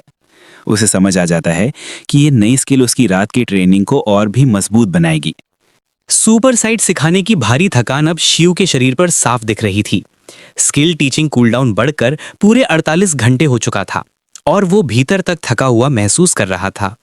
वो सोचता है कि शायद आज रात उसे आराम मिलेगा, लेकिन 11 अपनी नई एबिलिटी को आजमाने के लिए पहले ही उत्साह से भरा हुआ है। शिव थका जरूर है, लेकिन अपने पेट के जोश को देखकर मुस्कुरा देता है। उधर चैनकाई अर्थ रैट्स मिशन के लिए टीम तैयार करने में लगा हुआ था। वो ग्रुप चैट में मैसेज भेजकर टीममेट्स ढूंढ रहा था, तभी उसे अचानक यूए का प्राइवेट मैसेज मिलता है। वही गुलाबी बालों वाली लड़की जिसने कल बैटल देखा था। यूए स्वीकार करती है कि उसने शिव की फाइट लाइव देखी थी और वो जानना चाहती है कि शिव अपने आयरन ईटर को इतना मजबूत कैसे ट्रेन करता है। चैनकाई तुरंत इस मौके का फायदा उठाकर उसे टीम में शामिल होने का न्योता देता है और उसे कहता है कि साथ में किसी ऐसे सदस्य को लाए जिसके पास कंट्रोल टाइप बीस्ट हो। अगली सुबह शिव चैनकाई से टेमर्स एसोसिएशन के बाहर मिलता है। शिव बेहद थका दिखता है, लेकिन चेहरा सामान्य रखने की कोशिश करता है, शायद किसी को उसकी हालत का पता न चले। कुछ देर बाद यूए और उसके दोस्त यू जिंग जिंग भी पहुंचती हैं। जैसे ही वे शिव को देखती हैं, दोनों झुककर उसे मास्टर कहती हैं, जिसे शिव को एक पल के लिए पूरी तरह चौंका दिया। यूए को खुद भी ये देखकर शर्म महसूस होती है कि उसके आयरन ईटर का स्तर 11 के पास भी नहीं ठहरता। शिव तुरंत माहौल हल्का करने की कोशिश करता है ताकि वे लोग सहज महसूस कर सकें। इसके बाद टीम अपने अपने पेट बीस्ट का परिचय देती है। चैनकाई लेवल 6 आइस आर्माडिलो, यूए लेवल 6 आयरन ईटर, यू जिंग जिंग लेवल 6 ब्रैम्बल्स, एक प्लांट का बीस जिसके पास इंटैंगल है। शियू अपना लेवल 5 आयरन ईटर 11 जिसके पास प्रोफिशिएंट लेवल हार्डन है।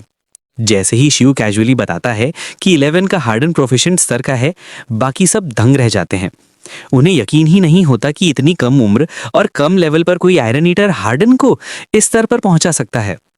शिव कुछ नहीं बताता, ना एंडलेस ट्रेनिंग, ना ही मेहनत, ना सप्लीमेंट्स। वो बस मुस्कुराकर इंट्रोडक्शंस खत्म करवा देता है। इसके बाद टीम अपने मिशन को ऑफिशियली रजिस्टर कराती है और अर्थ राइट्स का मुकाबला शुरू होने की तैयारी में जुट जाती है। मिशन रजिस्टर करने के बाद सभी लोग बस में बैठकर बेकी विलेज की ओर रवाना हो गए। सफर के दौरान टीम एक दूसरे को बेहतर जानने की कोशिश करती है। तभी चनकई ये सुनकर दंग रह जाता है कि शियू एक बैटल मेजर नहीं बल्कि ब्रीडिंग मेजर है। शुयू सहजता से बताता है कि उसे लड़ाई झगड़ा पसंद नहीं। वो मानता है कि असली सफलता लड़ाई नहीं बल्कि बेहतर ब्रीडिंग और ट्रेनिंग से आती है। वो ये भी समझाता है कि इसी ब्रीडिंग ज्ञान की वजह से 11 का हार्डन प्रोफेशन स्तर तक पहुंच पाया।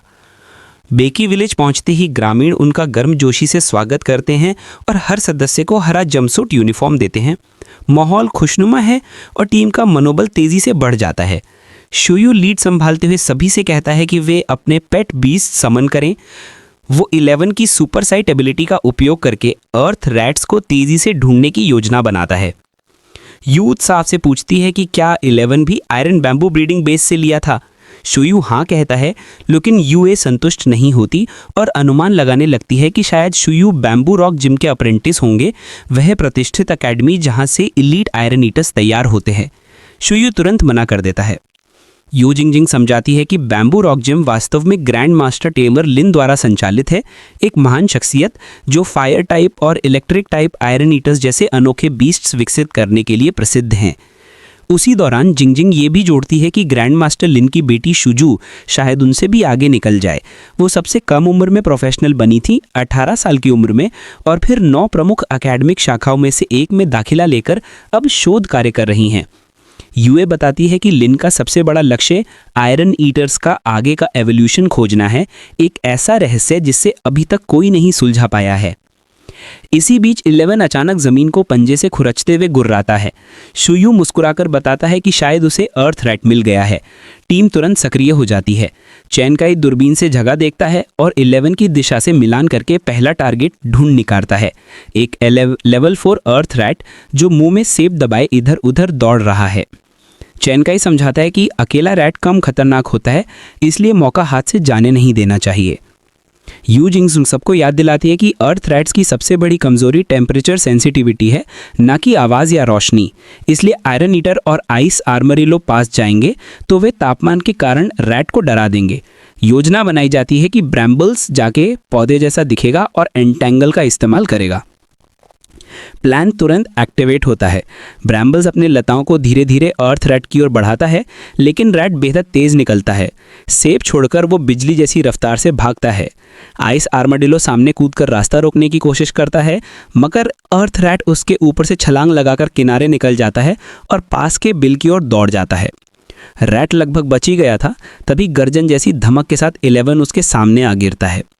जमीन हिल जाती है। अर्थ रैट डर से जम जाता है। उसकी भागने की पूरी कोशिश उस एक लैंडिंग ने खत्म कर दी। अगले ही पल ब्रैम्बल्स अपनी लताएं लपेट लेता है और अर्थरेट पूरी तरह पकड़ा जाता है। 3 बीस ने मिलकर काम किया, लेकिन सबकी नज़र 11 पर टिक जाती है। उसकी लैंडिंग की ताकत और गति देखकर विद्यार्थियों की यह एहसास हो जाता है कि अगर यही आयरन ईटर सामने हो तो अर्थ रैट्स का पूरा झुंड भी शायद उससे नहीं बच पाएगा। उनका पहला टारगेट अब सुरक्षित है। रैट पकड़ने के बाद टीम थोड़ी देर रुककर सांसें समेटती है। ब्रैम्बल्स, आइस आर्मडिलो और 11 तीनों की संयुक्त कोशिश से टारगेट हासिल हो गया था, लेकिन सबको पता है अगर 11 रास्ता ना रोकता तो रैट पल भर में बिल में घुस चुका होता।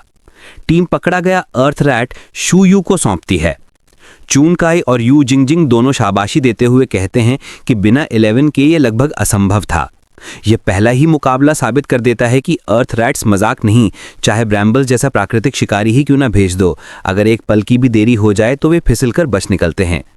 शुयू सिर हिलाकर तारीफ स्वीकार करता है, लेकिन भीतर से वो जानता है कि असली हीरो 11 है।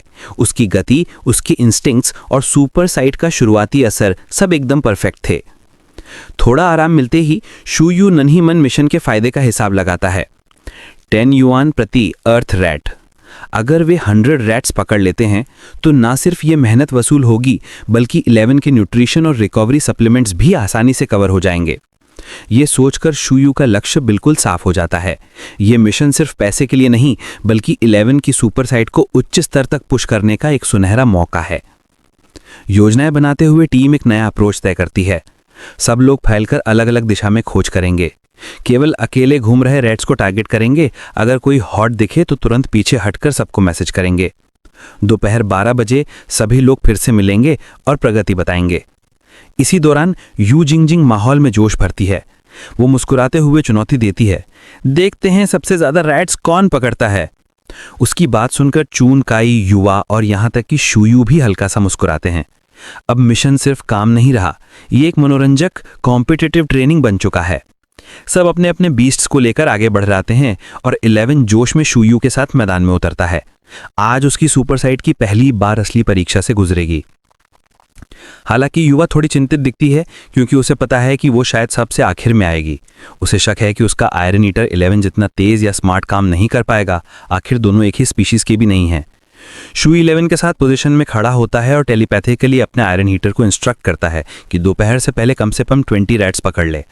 लेकिन 11 तो एकदम सीरियस डिटर्मिनेशन के साथ बोलता है कि वो 200 पकड़ेगा। शूयू उसे समझाता है कि उसे नंबर्स की कोई परवाह नहीं, बस फार्मलैंड और फ्रूट ट्री सेफ रहने चाहिए। 11 के ओवर एंथुजियाज्म को कंट्रोल में रखने के लिए शूयू से स्किल्स यूज नहीं करने देगा क्योंकि स्किल्स से आसपास का पूरा इलाका तहस नहस हो सकता है। कंपनसेट करने के लिए शूयू प्रॉमिस करता है कि रिवॉर्ड मनी से एक्स्ट्रा फूड खरीदेगा। ये सुनते ही 11 एकदम दमदार थम्स अप देता है और 11 की प्रायोरिटीज अब साफ हैं, ट्रेनिंग फर्स्ट, फूड सेकंड। 11 तुरंत काम पर लग जाता है।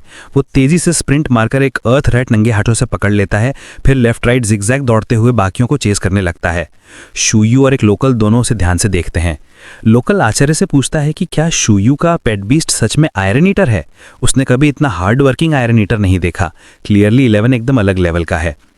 दोनों हाथों में अर्थ रैट्स पकड़े हुए और एक को दांतों से लाइटली दबाए हुए 11 टेलीपैथिकली पूछता है कि उसे अर्थ सेंस स्किल क्यों नहीं सिखाई जा रही। 11 का मानना है कि अगर वो जमीन में घुसकर हंट करे तो रैट्स पकड़ना बहुत आसान हो जाएगा। शूई पूछता है कि अब उसे स्किल्स की इंपॉर्टेंस समझ आ रही है, लेकिन 11 तो शांत से मुस्कुराते हुए एक और अर्थ रैट पर पांव रख देता है, जबकि बाकी दोनों हाथ अभी भी भरे हुए हैं। शूई उसे समझाता है कि वो इसके लिए उसे नहीं देगा क्योंकि फ्यूचर में रेयर स्किल्स के लिए स्लॉट्स बचा कर रखने हैं। लोकल उनसे रिक्वेस्ट करता है कि थोड़ा स्लो चलें क्योंकि उसे काउंट करने में बहुत दिक्कत हो रही है। उसे यकीन नहीं हो रहा कि वो सच में इतना प्रोएक्टिव आयरन ईटर देख रहा है। 2 घंटे बाद 11 अभी भी बिजली की तरह इधर उधर उड़ रहा है, जबकि बाकी 3 स्टूडेंट्स वापस आ चुके हैं। सब हैरान हैं कि शूयू का आयरन ईटर अभी भी इतनी स्टैमिना के साथ दौड़ रहा है। शूयू कैजुअली बता देता है कि ये तो उनकी नॉर्मल ट्रेनिंग है। 11 तो बस खाता है और ट्रेन करता है, तो कुछ भी नहीं है। वो यहाँ तक बता देता है कि वो लोग कभी कभी 4 AM तक छतों से कूद कूद कर ट्रेनिंग करते रहते हैं।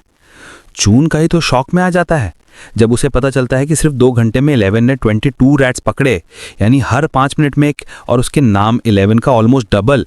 तो उसके होश उड़ जाते हैं। चून का शूयू को हिला के पूछता है कि वो सुबह इतना थका क्यों लग रहा था जब उसकी बीस्ट इतनी क्रेजी स्पीड से काम करती है। शूयू क्लियरिंग कैप्सूल्स निकालकर एक और पॉपिंग कर लेता है, ये कहते हुए कि ये सब उसकी मेहनत है। तीनों स्टूडेंट शूयू की डेडिकेशन देखकर ऑलमोस्ट इमोशनल हो जाते हैं और सोचने लगते हैं कि शायद इसी वजह से सिटी टेमर्स उनसे इतने आगे रहते हैं। फिर शूयू कैजुअली पूछता है कि बाकी लोगों ने कितने रैट्स पकड़े। चोनकाई 7, यू जिंगजिंग 6। पिछली बेंच पर बैठी यूवी तो रोने लगती है क्योंकि उसके आयरन इंटर ने सिर्फ 2 रैट्स पकड़े हैं। वो अपने पेट को स्टूपिड तक बोल देती है।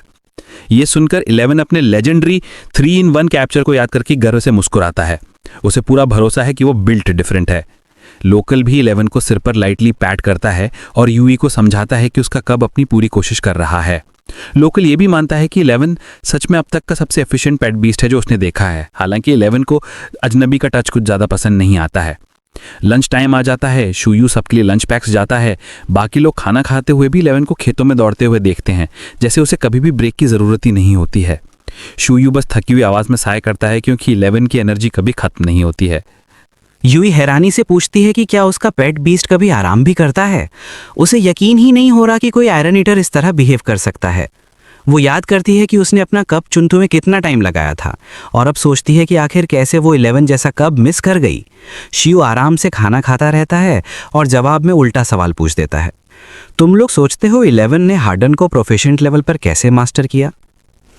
तीनों एक साथ बोल पड़ते हैं, पॉइंट तो सही है। यू जिंजिंग सोचती है कि शिव खुद सप्लीमेंट्स लेता है और उन्हें एक हाइपर एक्टिव आयरन ईटर के साथ पेयर करता है। उसे लगता है कि ये दोनों सच में परफेक्ट पेयर ऑफ वियर्डोज हैं। चनकाई की नज़र से ये सब बहुत इंस्पायरिंग लगता है। उसे लगता है कि इसी डेडिकेशन की वजह से सिटी में प्रोफेशनल टेमर एग्जाम की पासिंग रेट इतनी हाई होती है। वो उत्सुकता से पूछता है, क्या सारे सिटी टेमर्स शिव की तरह ट्रेन करते हैं? और तुमने 11 को इतना डिसिप्लिन कैसे बनाया? टॉप स्टूडेंट होने की वजह से चनकाई सवाल पे सवाल फेंके जा रहा है और शिव पर लिटरली झड़ी लगा देता है। हालांकि उसके सवाल थोड़े एग्जैजरेटेड हैं पर जवाब काफ़ी सिंपल हैं। शिव समझाता है कि वो सप्लीमेंट्स इसलिए लेता है क्योंकि स्किल हैंडबुक यूज़ करना बहुत ड्रेनिंग है और 11 की हार्ड वर्किंग पर्सनैलिटी उसकी खुद की स्ट्रेंथ है। ये उसके अंदर नेचुरली है, उसे बस सही डायरेक्शन दी गई है।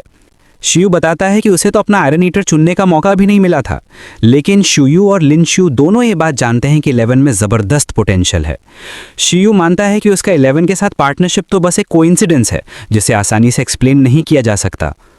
चनकाई अचानक खड़ा हो जाता है, पूरी तरह कन्विंस होकर कि हार्ड ट्रेनिंग ही सक्सेस की है। यू जिंगजिंग भी उठती है और वादा करती है कि वो भी क्लियरिंग कैप्सूल्स खरीद कर इस्तेमाल करेगी। चनकाई मुस्कुराता है, उसे लगता है कि उसने सीक्रेट फॉर्मूला खोज लिया है। अगर शिव कर सकता है तो मैं भी कर सकता हूँ। छात्र सब यंग हैं और उम्मीदों से भरे हुए हैं। शिव चुपचाप थके हुए एक्सप्रेशन के साथ उन्हें गुड लक विश करता है। धीरे धीरे बात प्रोफेशनल टेमर एग्जामिनेशन पर आ जाती है। शिव तो ब्रीडिंग मेजर है, इसलिए काई पूछता है कि क्या वो प्रोफेशनल ब्रीडर एग्जाम देगा, पर शिव कहता है कि उसकी प्लान तो हमेशा से प्रोफेशनल टेमर एग्जामिनेशन देने की रही है। शिव जानता है कि वो प्रोफेशनल ब्रीडर बनकर बहुत अमीर हो सकता है, लेकिन इससे उसकी असली एबिलिटी सबके सामने आ जाती है और लोग इसे चीट कोड की तरह देख सकते थे। क्योंकि एक तरफ तो देश में लॉज हैं, लेकिन दूसरी तरफ हाई रैंकिंग टेमर्स और सिविलियंस के बीच बहुत बड़ा गैप भी है। बड़ी कंपनीज पावर होल्ड करती हैं, नेशंस एक दूसरे से compete करते हैं और टेमर्स भी आपस में कड़ी कंपटीशन रखते हैं। शिव समझता है कि इंसान हमेशा इस खतरे में जी रहे हैं कि हाई इंटेलिजेंस ट्रांसेंडेंट बीस कभी भी उनकी टेरिटरी छीन सकते हैं। इसीलिए वो सोचता है कि स्किल हैंडबुक को पूरी तरह यूज़ करने से पहले उसे खुद को स्ट्रांग बनाना और खुद को प्रोटेक्ट करना सीखना होगा। प्रोफेशनल टेमर एग्जाम पास करके उसे हायर लेवल बीस्ट्स और एडवांस स्किल्स तक एक्सेस मिल जाएगी। शिव सोचता है कि इस दुनिया में उसके 11 और वॉरेन के सर्वाइव करने का एक ही तरीका है, उसे प्रोफेशनल टेमर बनना होगा और अपनी एबिलिटीज़ इंप्रूव करनी होंगी। चनकाई खुश होकर कहता है कि अगर शिव 2 साल में एग्जाम देगा तो शायद वो जो फिर मिलेंगे। लेकिन चनकाई अचानक सोच में पड़ जाता है। अगला एग्जाम तो केवल 6 महीने दूर है और क्वालिफिकेशन के लिए उनके पेट बीस को मिनिमम एक्स्ट्राऑर्डिनरी कॉम्बैट पावर चाहिए। नेक्स्ट ईयर के लिए भी लेवल 10 तक पहुंचना उनके बीस के लिए एक बड़ा चैलेंज होगा। एक्स्ट्राऑर्डिनरी पावर हासिल करना तो दूर की बात है। चनकाई मानता है कि शायद वो और शिव दोनों नेक्स्ट ईयर असेसमेंट में हिस्सा लेंगे, लेकिन शिव के तो अलग ही प्लान्स हैं। वो कॉन्फिडेंस से कहता है, हम लोग तभी मिलेंगे अगर मैं नेक्स्ट एग्जाम फेल हुआ तो। शिव सोचता है कि अगर वो अपने थोड़े से सेविंग्स से 11 को सपोर्ट नहीं कर पाया तो उसे जल्दी से जल्दी प्रोफेशनल सर्टिफिकेट लेकर अपने पेट बीस्ट को प्रॉपर सपोर्ट देना ही होगा। चनकाई फिक्र में पड़कर पूछता है कि क्या 11 के लिए लेवल 5 से एक्स्ट्राऑर्डिनरी तक सिर्फ 6 महीने में पहुंचना बहुत मुश्किल नहीं होगा, क्योंकि कई बीस्ट एक्स्ट्राऑर्डिनरी लेवल तक पहुंचने से पहले ही स्टक हो जाते हैं। शिव फिर भी कॉन्फिडेंट रहता है। वो कहता है कि एक्स्ट्राऑर्डिनरी लेवल तक पहुंचना भले ही मुश्किल है, पर लेवल 10 तक पहुंचना प्रॉब्लम नहीं होगी, और वैसे भी लोअर लेवल 20 का प्रोफेशनल एग्जाम में हिस्सा लेना इम्पॉसिबल नहीं है। चनकाई पूछता है कि तुम स्पेशल एग्जाम की बात कर रहे हो? यू और यू जिंगजिंग दोनों कंफ्यूज हो जाती हैं और पूछती हैं कि लीप फ्रॉग चैलेंज, जिसमें lower rank beast higher rank beast को चैलेंज कर सकता है। शिव समझाता है कि अगर कोई बीस्ट एक्स्ट्राऑर्डिनरी लेवल तक नहीं पहुंच पाता तो भी वो लीप फ्रॉग चैलेंज में हिस्सा ले सकता है। हाई प्रोफिशिएंसी स्किल्स वाले पेट्स के लिए हायर रैंक बीस्ट्स को चैलेंज करना काफ़ी आसान होता है। चनकाई को याद आता है कि शिव के आयरन ईटर के पास प्रोफिशिएंट लेवल हार्डन है, तो उसके लिए स्ट्रॉन्गर बीस्ट को चैलेंज करना बिल्कुल लॉजिकल है। चनकाई को लगता है कि शिव उससे हर मैटर में आगे है, चाहे वो स्ट्रेंथ हो, स्किल हो या प्लानिंग। वो खुद से कहता है कि मिशन खत्म होते ही उसे अपने आइस आर्मर डिल्लो की ट्रेनिंग और हार्डर करनी पड़ेगी। अचानक उनकी कॉन्वर्सेशन एक तेज सीटी की आवाज से टूटती है और पूरे विलेज में एक अनाउंसमेंट गूंज उठती है। ये एक indoor release animal yellow warning signal था, जिसका मतलब है कि एक ग्रुप ऑफ फेरोशियस बीस्ट्स शहर की दीवारों की तरफ बढ़ रहा है और उनकी संख्या लगातार बढ़ने की उम्मीद है।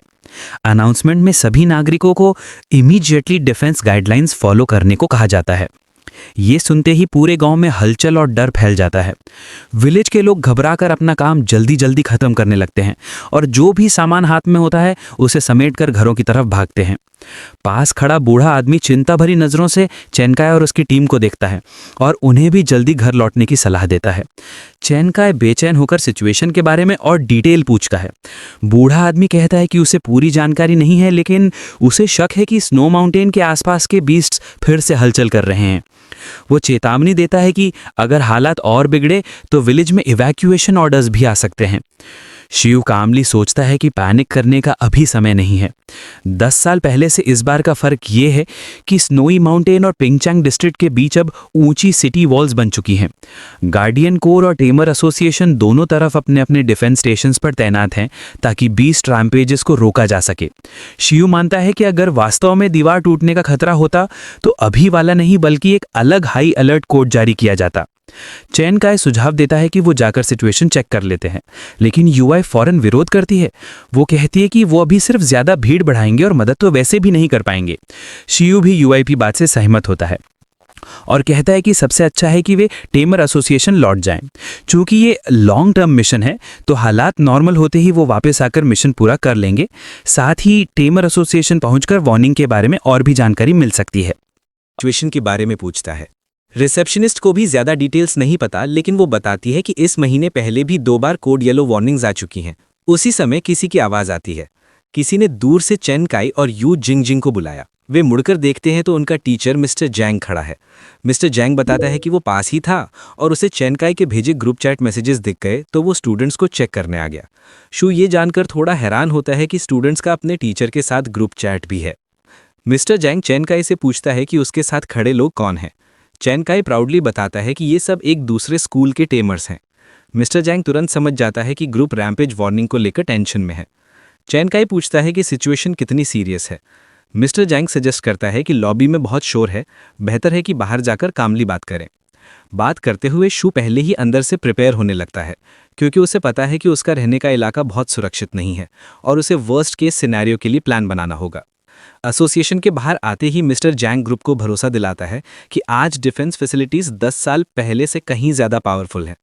टेमर एसोसिएशन के पास क्विक रिस्पांस के लिए काफ़ी रिसोर्सेज हैं और अगर पिंकविंग अकेले ना संभाल पाए तो सिटी टेमर्स को भी तुरंत भेजा जाएगा। अगर गार्डियन कॉप्स को भी दिक्कत आए तो पास के शहरों से रीइंफोर्समेंट्स भेजे जाएंगे। इसीलिए मिस्टर जैंग को नहीं लगता कि स्नोई माउंटेन इस बार कोई बड़ा थ्रेट बनेगा। वो बताता है कि सरकार रैम्पेजेस को लेकर पूरी तरह तैयार रहती है। गार्डन में पहुंचकर वे डिस्कशन कंटिन्यू करते हैं। चैनकाई अभी भी फुल स्केल रैम्पेज के डर से परेशान है, लेकिन मिस्टर जैंग उसे समझाता है कि यह बस एक स्मॉल स्केल गैदरिंग है, 10 साल पहले वाली घटना जैसी मैसिव नहीं है। लेकिन शू के मन में एक अलग क्यूरियोसिटी है। स्नोई माउंटेन के बीस्ट्स आइस टाइप होते हैं, तो इन्वायरमेंटल डिफरेंस की वजह से उन्हें सिटी की ओर आने की जरूरत ही नहीं होनी चाहिए। रैम्पेज नॉर्मली होता है कंपटीशन, फूड शॉर्टेज या रिसोर्स फाइट्स की वजह से, लेकिन स्नोई माउंटेन पर इन कारणों का कोई मतलब नहीं बनता। शू याद करता है कि रैम्पेजेस प्रिडिक्टेबल होते हैं, लेकिन 10 साल पहले वाली घटना एक कंप्लीट एनॉमली थी।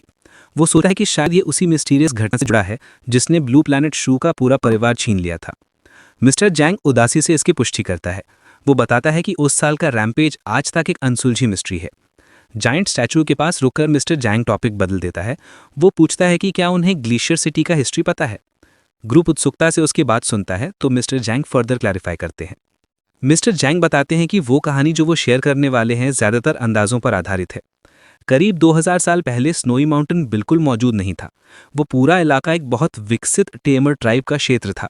फिर एक दिन एक आइस ड्रैगन अचानक प्रकट हुआ। उसकी चमकती आंखें, ठंडी घूर, तेज पंजे और विशाल पंख देखकर कोई भी उसके खतरे का अंदाजा लगा सकता था। ड्रैगन के आने से इलाके में आइसेज शुरू हो गई और टेमर ट्राइब की जिंदगी मुश्किल हो गई। एक अकेले ड्रैगन ने पूरे कबीले के सामने गंभीर समस्या खड़ी कर दी थी। कबीले ने अपनी भूमि वापस पाने के लिए आइस ड्रैगन से युद्ध किया। लड़ाई कई दिनों तक चलती रही और उसी विनाशकारी लड़ाई के बाद आज का स्नोई माउंटेन बना। सुनने वाले तुरंत पूछते हैं, फिर जीता कौन? मिस्टर जैंग मानते हैं कि टेमर ट्राइब जीता था। वो बताते हैं कि स्नोई माउंटेन में आइस ड्रैगन के खंडहर मिले थे। वो जगह एक बड़े गुफा जैसी दिखती है जिसके प्रवेश पर अजीब तरह के शिलालेख बने हैं। अफवाह है कि वहीं आइस ड्रैगन का शरीर सील किया गया है और 2000 साल बाद भी उसकी गर्जना सुनाई देती है। यू जिंगजिंग कहानी सुनकर डर जाती है और शू को पकड़ने की कोशिश करती है, लेकिन वो उसे दूर कर देता है। चैन काई और ऊ भी डेड स्पिरिट वाली इस कहानी से हिल जाते हैं। मिस्टर जैंग उनकी प्रतिक्रिया देखकर हंसते हैं और उनके पीछे खड़ी एक विशाल पत्थर की मूर्ति की ओर इशारा करते हैं। वो बताते हैं कि ये एक आर्टिफैक्ट है जो पुरातत्वविदों ने खोजा था और ये टेमर ट्राइब का टोटेम था। वो कहते हैं कि शू तो खुद पुरातत्व के बारे में थोड़ा बहुत जानता ही होगा। सब स्टैचू को ध्यान से देखने लगते हैं और शू पूछता है, क्या कबीले ने इस टोटेम की मदद से आइस ड्रैगन को हराया था? अचानक शू को एक मिस्टीरियस आवाज़ सुनाई देती है। ऐसा बिल्कुल नहीं हुआ था। विशु चौंक जाता है क्योंकि उसे समझ नहीं आता आवाज़ कहाँ से आई। जैसे ही वो आवाज़ दोबारा दोहराई जाती है, शूयू एकदम फ्रीज हो जाता है। वो उस जाइंट स्टैचू की चमकती वायलेट आइज को गौर से देखता है और सोचता है, क्या आवाज़ इसी से आ रही है? पहले तो उसके दिमाग में अल्ट्रामैन ट्रांसफॉर्मेशन वाली वाइब आती है, लेकिन फिर खुद ही सोचता है, भाई ये तो गलत यूनिवर्स है। वो स्टैचू पर फोकस करता है। लॉजिकली टेलीपैथी सिर्फ लिविंग क्रीचर से पॉसिबल होती है और ये तो एक पत्थर की मूर्ति है। अगर इसमें सच में कुछ गड़बड़ होती तो इसे गांव के बीचों बीच ऐसे ही थोड़े रख देते। लेकिन आवाज़ फिर से आती है, उसी लाइन को दोहराते हुए। अब शुयो पूरी तरह कंफ्यूज्ड है। इधर यू जिंगजिंग नोटिस करती है कि वो ज़्यादा देर से ब्लैंक होकर स्टैचू को घूरी जा रहा है। वो उसे लाइटली हिलाती है। शुयू, क्या हुआ, तुम ठीक हो? शुयू थोड़ा नर्वस था, लेकिन खुद को संभाल कर एक नॉर्मल स्माइल देता है। कुछ नहीं, बस स्टैचू को एडमायर कर रहा था। लेकिन अंदर से वो कंफर्म कर चुका है, बाकी किसी को ये वही सुनाई नहीं दे रही। ये टेलीपैथी जैसा ही है, लेकिन इस बार इनिशिएटिव स्टैचू खुद ले रहा है, ना कि कोई लिविंग बीस्ट। उसके मन में एक अजीब सा शक उठता है, क्या ये स्टैचू किसी तरह का स्पिरिट बन चुका है? लेकिन फिर दूसरा थॉट आता है, अगर ऐसा होता तो आसपास घूम रहे बाकी सारे टेमर्स को भी पता चलता, मैं अकेला क्यों सुन रहा हूं? कहीं ऐसा तो नहीं कि मिशन के तनाव और थकान के कारण उसका दिमाग उसे ट्रिक कर रहा हो। उसी समय मिस्टर जैंग उन्हें बताता है कि उन्हें अपनी अगली अपॉइंटमेंट पर निकलना होगा और वो जल्दी में ग्रुप को गुड बाय कह देता है। मिस्टर जैंग जाते जाते एक आखिरी बार ग्रुप को रियश्योर करता है, रैम्पेज को लेके ज्यादा टेंशन मत लो, टेमर्स किसी भी सिचुएशन को संभाल लेंगे, भले ही वो आइस ड्रैगन दोबारा क्यों ना उठ जाए। चैनकाई उन्हें धन्यवाद देता है, फिर मजाक में पूछता है कि चलो वापस अर्थ रैट्स हंट करने चलते हैं। लेकिन शुयू की तो पहले ही अलग प्लानिंग थी, उनके पूछने से पहले ही वो हवा हो चुका था। चैनकाई को तभी याद आता है, अरे मेरे पास तो शुयू का कॉन्टैक्ट नंबर भी नहीं है, मिशन अगली बार सेट कैसे करूं? और क्या उसके पास फोन भी है? उधर शुयू सीधे पहुंच चुका है पिंगचैंग डिस्ट्रिक्ट लाइब्रेरी। वो क्लियरली स्टोन जायंट के बारे में क्लूज ढूंढने आया है। वो ब्लू प्लैनेट की हिस्ट्री के कई बुक्स उठा लेता है, लेजेंडरी एरा, टोटम एरा और टेमिंग एरा से जुड़ी सारी फाइल्स पढ़ डालता है। लेजेंड्स एरा जब लेजेंडरी बीस्ट ने पूरे प्लैनेट पर रूल किया था। टोटम एरा जब ह्यूमंस उन टेरिटरीज में रहते थे जिन्हें पावरफुल बीस्ट कंट्रोल करते थे। टेमिंग एरा जब ह्यूमंस ने टेमिंग की कला को मास्टर किया। ये एरा पहले एंशिएंट फिर मॉडर्न टेमिंग में बांटा गया है। 100 साल पहले 7 ह्यूमन नेशंस ने मिलकर एक बड़ा अलायंस बनाया था। बुक्स में हिस्ट्री डिटेल में है, लेकिन कुछ इंपॉर्टेंट जानकारी मिसिंग है। शियो अलायंस टेमिंग डेटाबेस में खोदता है, लेकिन रिकॉर्ड्स या तो अनरीडेबल हैं या फिर पूरी तरह गायब। पहले लेजेंडरी बीस्ट के डिसअपीयरेंस की कोई एंट्री नहीं, 2000 साल पुरानी लड़ाई का कोई डेटा नहीं। उसके मन में तुरंत डाउट उठता है, क्या सच में कुछ छुपाया गया है? इसके बावजूद भी शुयो हिस्ट्री से काफ़ी कुछ सीखता है। उसकी क्यूरियोसिटी जाग चुकी है और उसके अंदर का आर्कियोलॉजिस्ट फिर से एक्टिवेट हो गया है। उसे अपनी अर्थ वाली लाइफ याद आती है, जहां वो एक मिथोलॉजिस्ट था और रोज रूइंज एक्सप्लोर करता था, तब तक जब तक एक माउंटेन उसके ऊपर न गिर पड़ा और उसी एक्सीडेंट ने उसे यहाँ ट्रांसमाइग्रेट किया। ये दुनिया अर्थ से कहीं ज़्यादा डेंजरस है और वो सोचता है, क्यों मैं घर में बैठकर गेम्स नहीं खेलता रहा, कॉमिक्स पढ़ लेता, रूइंस एक्सप्लोर करने कौन भेज रहा था। वो खुद का सिर पकड़ लेता है, फ्रस्ट्रेटेड। लेकिन अब वो यहाँ है और उसे बस सेफ रहकर शांति से जीना है। इतिहास की रहस्यमयी बातें उसे खींचती हैं, लेकिन वो तय कर चुका है कि अपनी अर्थ वाली डेंजरस लाइफ रिपीट नहीं करेगा। कुछ समय बाद शुयू फिर से स्टोन जायंट स्टैचू के सामने खड़ा है। वो टेलीपैथी से पूछता है, तुमने पहले मुझसे बात की थी, क्या तुम्हें वो कहानी पसंद नहीं आई जो मिस्टर जैंग ने बताई? स्टैचू खामोश रहता है। शुयू इरिटेट होने लगता है। अगर जवाब नहीं दोगे तो मैं चला जा रहा हूं। फिर भी कोई रिएक्शन नहीं। वो मुड़ने लगता है और सोचता है मिस्टर जैंग की स्टोरी थियरीज पर बेस थी, प्रूफ कुछ नहीं था, शायद सच अलग हो। फिर वो स्टैचू को एक फाइनल कमांड देता है, सच बताओ, असली हिस्ट्री रिवील करो ताकि मैं लोगों को सच बता सकूं। और अचानक स्टोनहेंज जोर से हिलने लगता है और शुयू के चेहरे पर तुरंत एक विजयी मुस्कान फैल जाती है, क्योंकि उसकी डिमांड काम कर गई थी। जैसे ही स्टैचू में एक क्रैक आती है, उसके अंदर से तेज वायलेट लाइट फटकर बाहर निकलती है। एक जोरदार बूम गूंजता है और लाइट अनकंट्रोलेबली चारों तरफ फैलने लगती है। केओस के बीच भी शू को एक खरोच तक नहीं आती। वो शॉक में स्टैचू की ओर घूरता रहता है। अब क्या होने वाला है? अचानक एक भयावह वायलेट रे आसमान से थंडर की तरह गिरती है और उसी स्पॉट पर चोट करती है जहां अभी अभी स्टैचू खड़ा था। शू का चेहरा एकदम सफ़ेद पड़ जाता है। पैनिक उसकी नसों में दौड़ने लगता है। उसे एहसास होता है कि उसने अभी अभी किस लेवल का सवाल पूछकर कितनी बड़ी मुसीबत छेड़ दी है। वो जो थोड़ी देर पहले तक ब्रेव बना हुआ था, अब उल्टे डायरेक्शन में भागते हुए चिल्ला रहा है, 11 बचा लो मुझे। उसकी चीख और अचानक हुई लाइट ब्लास्ट से पूरे एरिया में हड़कंप मच जाता है। लोग सोचने लगते हैं कि रैम्पेज शुरू हो गया है। कुछ लोग दूसरों को समझाते हैं कि शायद अर्थक्वेक होगा, शांत रहो। इसी बीच प्रेसिडेंट को भी इस अजीब घटना की खबर मिल जाती है। वो अपने विंडो से बाहर देखते हैं। उन्हें महसूस होता है कि कुछ बहुत बड़ा हुआ है, फिर भी वो शांत रहते हैं। उधर शू, जो ये समझ भी नहीं पा रहा कि उसने क्या ट्रिगर कर दिया है, डरते डरते घर लौट आता है। घर पहुंचते ही वो 11 को खाना खिलाता है और बोलता है, जल्दी स्ट्रांग बनो प्लीज़, ये दुनिया बहुत डेंजरस है, हमें सरवाइव करना है। 11 बस चुपचाप उसकी सारी फूड सप्लाई चट कर जाता है। उसे समझ ही नहीं आता है कि उसके मालिक की हालत क्यों खराब है। शू एक बार फिर उस टूटते स्टैचू, वो वायलेट लाइट और अपने चेहरे पर छपी डर की तस्वीर को याद करता है और पूरी तरह रिग्रेट में डूब जाता है। काश मैं ये पंगा ना लेता। वो मनी मन दुआ करता है कि सब ठीक निकले। डर के मारे वो घर पर ही लॉकडाउन मोड में चला जाता है। एसेंशियल चीज़ों के अलावा कहीं नहीं निकलूंगा। तभी वॉरेन उसके पास आता है और उसे याद दिलाता है कि उसे अभी तक खाना नहीं मिला। शू एकदम चौंक कर उसे ढेर सारे पत्ते और फल दे देता है। वॉरेन पहले तो शॉक हो जाता है, फिर पूरी स्पीड से खाने लग जाता है। पूरे दिन की बवाल भरी घटनाओं के बाद शू फाइनली लेट जाता है, उम्मीद करते हुए कि अगला दिन थोड़ा नॉर्मल होगा, थोड़ा सेफ होगा। सोने से पहले उसका आखिरी थॉट यही होता है, कल से 11 को हाई लेवल स्किल सिखानी होंगी। इंटिमिडेट, एब्सोल्यूट स्लंबर, अब स्ट्रॉन्ग बनना ही पड़ेगा। लेकिन थकान इतनी ज़्यादा होती है कि शू फिलहाल 11 को हाई लेवल स्किल सिखाने का प्लान टाल देता है। अभी वो सिर्फ एक चीज़ पर फोकस करता है, 11 को अपनी करंट एबिलिटीज़ में परफेक्ट बनाना। वो ग्रीन कॉटन वर्म को स्पारिंग पार्टनर के रूप में बुलाता है। वर्म पहले तो दूर भागने की कोशिश करता है, लेकिन जैसे ही उसे फूड का लालच मिलता है, वो तुरंत तैयार हो जाता है। वर्म अपनी नई सिल्करी स्किल चलाता है जो इतनी पावरफुल है कि शू के कपड़ों को भी आर पार कर देती है। 11 का आज का टास्क सिंपल है, या तो डॉज करो या फिर पहले से प्रेडिक्ट करो कि सिल्क कहाँ गिरेगी और उसी जगह पर हार्ड एंड एक्टिवेट कर दो। एजिलिटी प्लस रिफ्लेक्सेस दोनों की ट्रेनिंग एक साथ। शू उन्हें प्रैक्टिस में छोड़कर मार्केट से ग्रोसरीज लेने निकल पड़ता है। रास्ते में उसे लोगों को गॉसिप करते हुए सुनाई देता है कि टेमर एसोसिएशन आज बंद है, कल रात जो भी हुआ था उसी के कारण। ये सुनते ही शू का दिल धड़कने लगता है।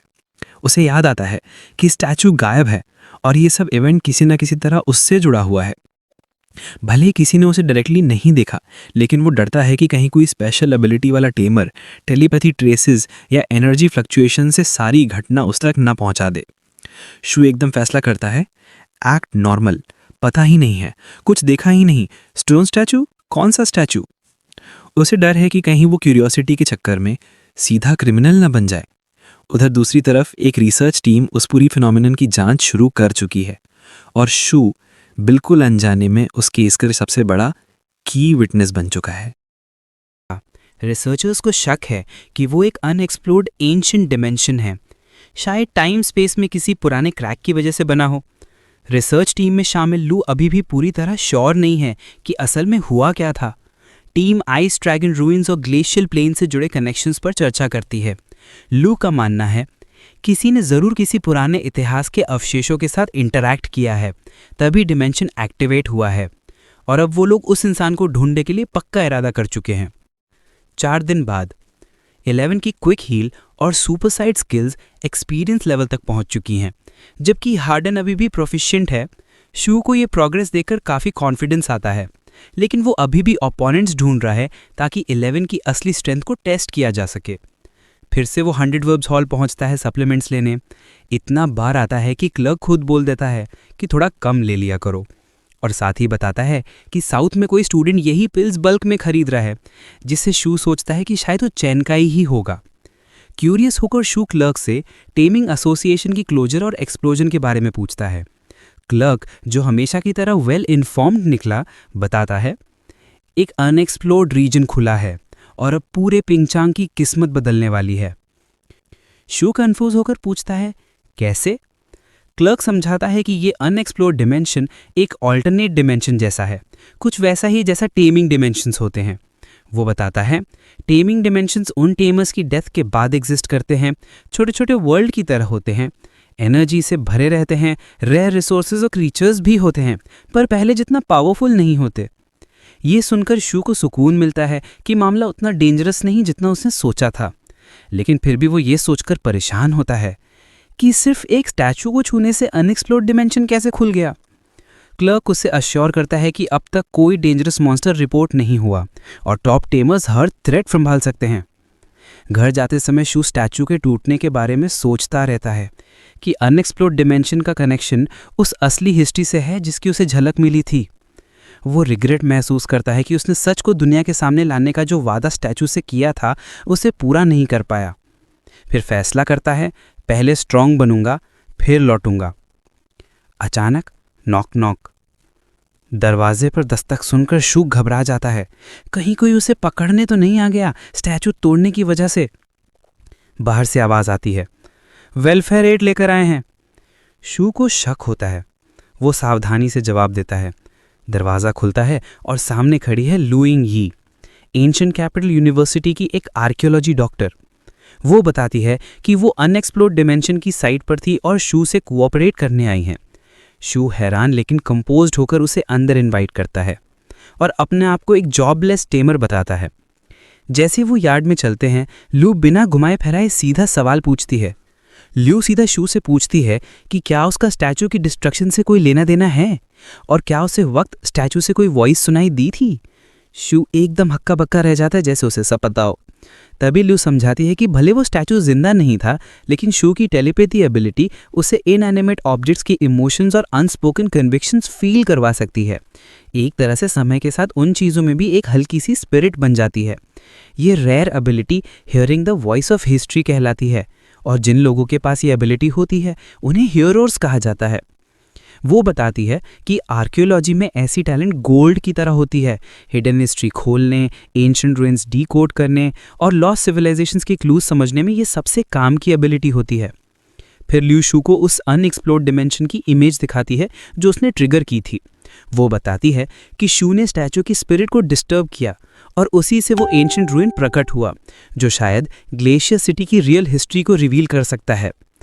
ल्यू को पूरा भरोसा है कि शू में ज़बरदस्त पोटेंशियल है, इसलिए वो उससे अपने साथ एक आर्कियोलॉजिस्ट की तरह काम करने का इनवाइट देती है। लेकिन शू के दिमाग में जैसे तूफान आ जाता है। ये वही लाइफ है जिससे वो दूर भाग रहा था, वही रास्ता जिसे उसने कसम खाकर कहा था कि इस जन्म में फिर नहीं अपनाएगा। ल्यू की बात पूरी होने से पहले ही शू का दिमाग घूम जाता है। नेचुरल आर्कियोलॉजिस्ट सुनते ही उसकी सारी शांति गायब हो जाती है। वो मन ही मन कसम खाता है कि आर्कियोलॉजी की दुनिया में वो दोबारा कदम नहीं रखेगा।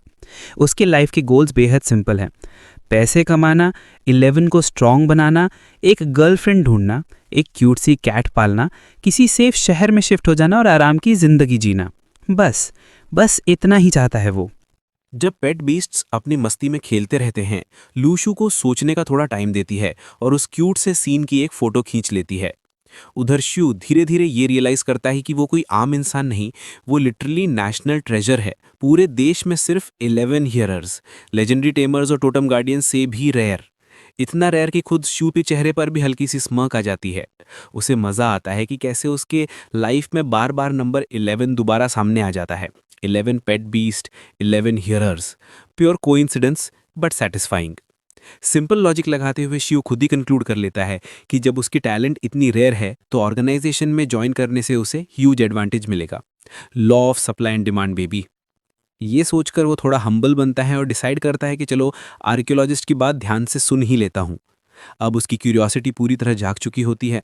एक आरामदायक और पैसे वाली लाइफ की पॉसिबिलिटी उसे क्लियरली दिखाई दे रही है। लू भी उसे थोड़ा छेड़ते हुए और बेनिफिट्स बताती रहती है। वो कहती है कि अगर शू ज्वाइन करता है तो उसे लेजेंडरी टेमर से भी ज़्यादा प्रिविलेजेस मिलेंगे। फिर उसकी आंखों में देखकर कंफर्म करती है, अगर तुम ज्वाइन करते हो तो तुम्हारी स्टेटस लेजेंडरी टेमर्स से भी ऊपर होगी। इतना ही नहीं, वो हल्के से इशारा करती है कि शू इतना रिच हो सकता है कि लेजेंडरी टेमर्स को बॉडीगार्ड की तरह हायर करके रुइंस एक्सप्लोर करने जा पाए। सिल्क फैक्ट्री चलाने का ड्रीम भूल जाओ, ये तो सीधा प्रीमियम लग्जरी लाइफ है। शू को याद आता है कि ग्लेशियर सिटी के टेमर एसोसिएशन का प्रेसिडेंट सिर्फ ग्रैंड मास्टर लेवल टेमर है, मतलब उसकी फ्यूचर स्टेटस उस प्रेसिडेंट से भी ऊपर जा सकती है। Legendary tamers Overlord ranked creatures को कमांड करते हैं और फर्स्ट टीयर सिटीज़ के बड़े ऑफिसेस चलाते हैं, और शू की नई पोजीशन उनसे भी ऊपर हो सकती है। इतना सब सोचकर शू के अंदर एक्साइटमेंट और उम्मीद का एक तूफान उठने लगता है। ये ऑर्गेनाइजेशन तो लिटरली ड्रीम लाइफ दे सकती है, और पाने को इतना ज़्यादा है कि उसका मन तेजी से वहीं खिंच रहा है। अब शू को लगने लगता है कि कोशिश करने में कुछ भी खोने वाला नहीं है। आर्कियोलॉजी में घुसने का जो डर उसके दिल में पहले था, वो धीरे धीरे एक्साइटमेंट में बदल चुका है। धीरे से मुस्कुराता हुआ खुद को नॉर्मल दिखाने की कोशिश करता है, वरना अंदर से तो वो ऑलमोस्ट उछल रहा है। वो डॉक्टर लू से पूछता है कि अगर वो ज्वाइन कर ले तो उसे असल में करना क्या होगा। लू मुस्कुराकर उसे भरोसा दिलाती है कि ऑर्गेनाइजेशन का स्ट्रक्चर बहुत सिंपल है, कोई रिस्ट्रिक्शन नहीं, कोई हार्ड रिक्वायरमेंट नहीं। वो कहती है कि हेयर टैलेंट अपने आप लोगों में लर्निंग और डिस्कवरी का जुनून पैदा करता है। आसमान की तरफ देखते हुए लू बताती है कि जब भी कोई नई लेजेंडरी रूइन मिलती है, सबसे पहले हियरर्स ही वहां पहुंचते हैं। कई बार वो एक्सप्लोरर्स को सपोर्ट करते हैं और कई बार खुद लीड भी करते हैं। हिस्ट्री की आवाज़ सुन पाने वाली ये एबिलिटी इंसान को एक्स्ट्रॉर्डनरी बना देती है। और हाँ, एक्सपेक्टेशंस और प्रेशर भी आते हैं, लेकिन ये टैलेंट वाकई बेहद स्पेशल माना जाता है। शू प्रेशर वगैरह पर अटकता नहीं है, उसका ध्यान तो बस उन बेनिफिट्स पर है। High ranking bodyguards, unlimited resources, turns of information, उसके लिए तो लिटरली ड्रीम लाइफ पैकेज है। डे ड्रीम्स में खोने से पहले वो पूछता है, तो ऑर्गेनाइजेशन का नाम क्या है? तो लू अपने बैच को प्राउडली दिखाती हुए कहती है, national department for the strategic investigations and reinforcements of ruins, उर्फ डिपार्टमेंट 11। ये ऑर्गेनाइजेशन क्रिटिकल रूइंस को हैंडल करती है और आर्कियोलॉजी फील्ड की स्पेशल फोर्सेस कहलाती है। शिव मनी मन करहा उठता है, 11? फिर सोचकर डिसाइड करता है कि शायद now 11 is my lucky number. Benefits बताकर पर्पस समझाना लू का मास्टर स्ट्रोक था। अब शू को लगने लगा है कि वो इस ऑफर को मना कर ही नहीं सकता। वो एंथुजियाज्म में थम्स अप करके कहता है कि वो ज्वाइन करेगा। फिर पूछता है कि डॉक्टर लू, क्या आप भी डिपार्टमेंट 11 का हिस्सा हो? तो लू हंसकर कहती है कि यस, मैं भी उन 11 मेंबर्स में से एक हूँ। शू फिर से मेंटली गिरता है, ये 11 हर जगह क्यों आ रहा है यार, लेकिन कुछ बोलता नहीं है। लू अपनी हथेली आगे बढ़ाती है और कहती है, वेलकम टू डिपार्टमेंट 11, अब तुम हमारे प्रोबेशनरी मेंबर हो। शू बिना सोचे समझे उसका हाथ पकड़ के शेक कर देता है, और हैंडशेक के बीच में ही उसके दिमाग पर बिजली गिरती है। उसे ट्रिक किया गया है। Wait, probation?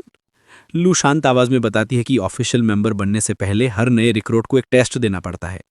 शू का दिल वहीं बैठ जाता गया, लेकिन अब जब उसने हाँ बोल ही दी है तो पीछे हटने का कोई ऑप्शन नहीं बचा। ल्यू कैजुअली बताती है कि शू अभी के लिए बहुत वीक है, even as a probationary member. लेकिन इससे पहले कि शू इंसल्ट फील कर पाए, ल्यू अपना फोन निकालती है और अचानक उसके अकाउंट में 10 मिलियन बक्स ट्रांसफर कर देती है। ये उसका साइनिंग बोनस है, ताकि वो एक प्रोफेशनल टेमर बन सके और आर्कियोलॉजी की स्टडीज को सपोर्ट कर सके। जैसे ही शू अमाउंट सुनता है, उसकी सारी नाराजगी लिटरली हवा हो जाती है। उसकी अपॉर्चुनिस्टिक नेचर एकदम चमक उठती है, जैसे किसी ने स्विच ऑन कर दिया हो। वो चमकते चेहरे के साथ डॉक्टर ल्यू को भरोसा दिलाता है कि जो भी बोलेंगी मैं कर दूंगा, बस एक बात, ये 10 मिलियन बक्स कब तक आ रहे हैं। दिल के अंदर शू बहुत ग्रेटफुल फील करता है, क्योंकि उससे पता है कि ये पैसा उसकी पूरी लाइफ बदल सकता है। लेजेंडरी टेमर बॉडीगार्ड से भी ज्यादा वैल्यूएबल इस वक्त उसे ये 10 मिलियन लग रहा है। उसे महसूस होता है कि अब उसे पैसा कमाने के लिए ग्रीन कॉटन वर्म को दूसरी दुनिया में भेज कर इनकम जनरेट नहीं करनी पड़ेगी। वो मन ही मन वर्म को उसकी जिम्मेदारियों से फ्री कर देता है। इतने लंबे पार्टनरशिप के बाद भी अब उसे लगता है कि वर्म को छोड़ देना चाहिए। ल्यू अपने विंड लाइन पर बैठते हुए कहती है कि डॉक्यूमेंट्स और मनी अब सून डिलीवर कर दिए जाएंगे। अगले दिन ल्यू उसे सलाह देती है कि डिपार्टमेंट 11 से उसका कनेक्शन बिल्कुल सीक्रेट रखना, जब तक बहुत ज़रूरी न हो। वो चेतावनी देती है कि अगर ये बात बाहर निकली तो इंटरनेशनल स्पाइस तक उसका नाम पहुंच सकता है। वो ये भी रीअश्योर करती है कि डिपार्टमेंट 11 के अलावा किसी को नहीं पता कि एंशिएंट रूइन के प्रकट होने में उसका हाथ था, और प्रोबेशन खत्म होने तक उसका एकमात्र कांटेक्ट ल्यू ही रहेगी। शिव सारी बातें सोच के समझ जाता है कि यह पूरा मामला सच में एक हनी ट्रैप है। पहले कहा गया था कोई ड्यूटी नहीं, अब ये जॉब अचानक सुपर सीक्रेट रिस्क की पोजीशन में बदल गई है। लेकिन शिव ये भी समझता है कि उसकी रेयर टैलेंट की वजह से खतरा रियल है, क्योंकि पूरी नेशन में सिर्फ 11 लोग ही ऐसे हैं और वो अभी लो लेवल टेमर है, यानी आसानी से टारगेट बन सकता है। ल्यू शिव को प्रोबेशनरी मेंबर के रूप में उसका पहला मिशन देती है ग्लेशियर सिटी की असली हिस्ट्री की इन्वेस्टिगेशन। टाइम लिमिट नहीं है, लेकिन मिशन बेहद इंपॉर्टेंट है, क्योंकि अनएक्सप्लोर्ड डायमेंशन से मिलने वाली इन्फो आइस ड्रैगन रूइंस को समझने में क्रूशियल हो सकती है। ल्यू को पूरा भरोसा है कि शिव, जो पैदा भी यहीं हुआ और बड़ा भी, वो इस शहर में छुपी हिस्ट्री की आवाज़ें सुन पाएगा। वो मानती है कि शिव चाहे माने ना माने, लेकिन अंदर ही अंदर वो भी ट्रूथ अनकवर करना चाहता है। मिशन मुश्किल है, स्पेशली एक इंटर्न टेमर के लिए, लेकिन 10 मिलियन बक्स इसे काफ़ी मीठा बना देते हैं। अब पूरे जोश में आकर शिव पूछता है कि क्या वो अनएक्सप्लोर्ड डायमेंशन में जा सकता है। ल्यू मुस्कुराकर कहती है बिल्कुल, और तुम्हें डिपार्टमेंट 11 का नाम बताने की ज़रूरत भी नहीं। जाने से पहले डॉक्टर ल्यू उससे एक गिफ्ट ऑफर करती है। कहती है कि पैसे तो तुम्हारे पास अभी इनफ हैं, इसलिए गिफ्ट चूज़ कर लो। वो 3 ऑप्शन सामने रखती है। पहला, आयन ईटर्स के लिए एक स्किल टी, दूसरा ग्रीन कॉटन वर्म्स के लिए एक रेयर एवोल्यूशन मेथड, या फिर एक यंग हाई रैंकिंग पेट बीस्ट। ल्यू अज्यूम करती है कि 11 ही शू का पहला पेट बीस्ट है। जैसे ही ल्यू 11 का नाम लेती है, ग्रीन कॉटन वर्म जो 11 के सिर पर बैठा है उसके फर को हल्के से खींचता है। ये देखकर ल्यू एकदम सही गेस लगा लेती है कि ये वर्म भी शू का ही बीस्ट है। शिव ने उस वर्म की केयर एकदम बिना किसी फॉर्मल कॉन्ट्रैक्ट के बहुत अच्छे से की थी। ल्यू ये नोटिस कर लेती है कि वर्म को बहुत अच्छी तरह रेस किया गया है और उसमें सिल्क जैसा हाई लेवल स्किल मौजूद है। वो कंक्लूड करती है कि उसे इवॉल्व करने में कोई प्रॉब्लम नहीं होगी। ल्यू अपने मन में इमेजिन करती है कि शू शायद वर्म को फन के लिए रखा हुआ है, या फिर कॉन्ट्रैक्ट करने से पहले उसके इवॉल्व होने का वेट कर रहा है।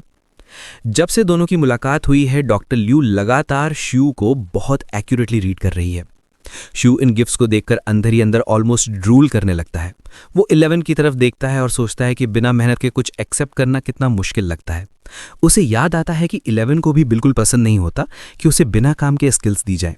लेकिन शिव कोई सेंट नहीं है, वो इस चांस को छोड़ने वाला नहीं। वो गिफ्ट्स वैसे ही लेने वाला है जैसे उसने 10 मिलियन बक्स लिए थे। अब वो ऑप्शंस को वे करता है। स्किल टोम लेने पर 11 को एक एक्स्ट्रा स्किल स्लॉट मिल जाएगा जो फ्यूचर में बहुत काम आ सकता है, भले ही अभी उसकी स्किल से वो सेटिस्फाइड है।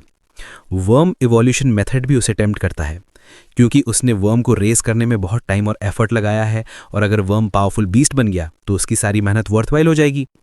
हाई रैंकिंग पेट बीस्ट का ऑप्शन भी इक्वली अट्रैक्टिव है, क्योंकि वो अपने स्किल हैंडबुक का मैक्सिमम यूज करके उस क्रीचर को स्टडी और स्ट्रेंथन कर पाएगा।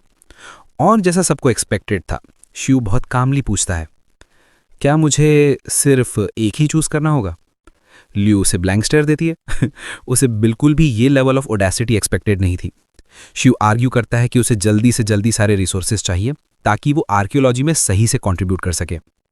थोड़ा सा साय लेते हुए ल्यू रिलक्टेंटली अग्री कर जाती है, लेकिन कंडीशन ये है कि उसे तीनों गिफ्ट्स मिलेंगे, पर ये उसका एडवांस सैलरी पेमेंट माना जाएगा। फिर शिव को एक इंपॉर्टेंट बात पता चलती है। वो हाई रैंकिंग पेट बीस्ट को कॉन्ट्रैक्ट तब तक नहीं कर सकता जब तक वो खुद हाई रैंकिंग टेमर न बन जाए। अभी एक इंटर्न टेमर होने की वजह से उसे सिर्फ 1 पेट बीस्ट कॉन्ट्रैक्ट करने की परमिशन है। दूसरा बीस्ट उसे तब तक वेट कराना होगा जब तक वो अर्ली स्टेज प्रोफेशनल टेमर न बन जाए, और तब भी उसकी टेमिंग डायमेंशन इतनी स्ट्रांग नहीं होगी कि वो हाई रैंकिंग बीस्ट की प्रॉपर ग्रोथ सस्टेन कर सके। यानी कि हाई रैंकिंग बीस्ट गारंटीड तो है, पर लेकिन अभी के लिए वो अनयूजेबल है। वो थोड़े टाइम तक वेट करने वाला था। ये सुनकर शू थोड़ा डिजेक्टेड हो जाता है, लेकिन सिचुएशन को समझते हुए चुपचाप नॉड करता है और अपना फोकस बाकी गिफ्ट्स पर ले आता है। अब ल्यू आयरन ईटर स्किल टोम की बात करती है, और यहीं पर सारे पेट बीस्ट का ध्यान भी उसी गिफ्ट की तरफ चला जाता है। खुद डॉक्टर ल्यू एडमिट करती है कि उसे आयरन ईटर्स के बारे में ज़्यादा नॉलेज नहीं है, लेकिन वो ये ज़रूर बताती है कि पिंगचिंग में बैम्बू रॉक जिम है, जहां आयरन ईटर्स को सिखाने वाली 2 स्पेशल स्किल्स मौजूद हैं। वो शिव को ऑफर देती है कि वो उसे एक रिकमेंडेशन दे सकती है ताकि वो डायरेक्टली जिम लीडर से ट्रेनिंग ले सके।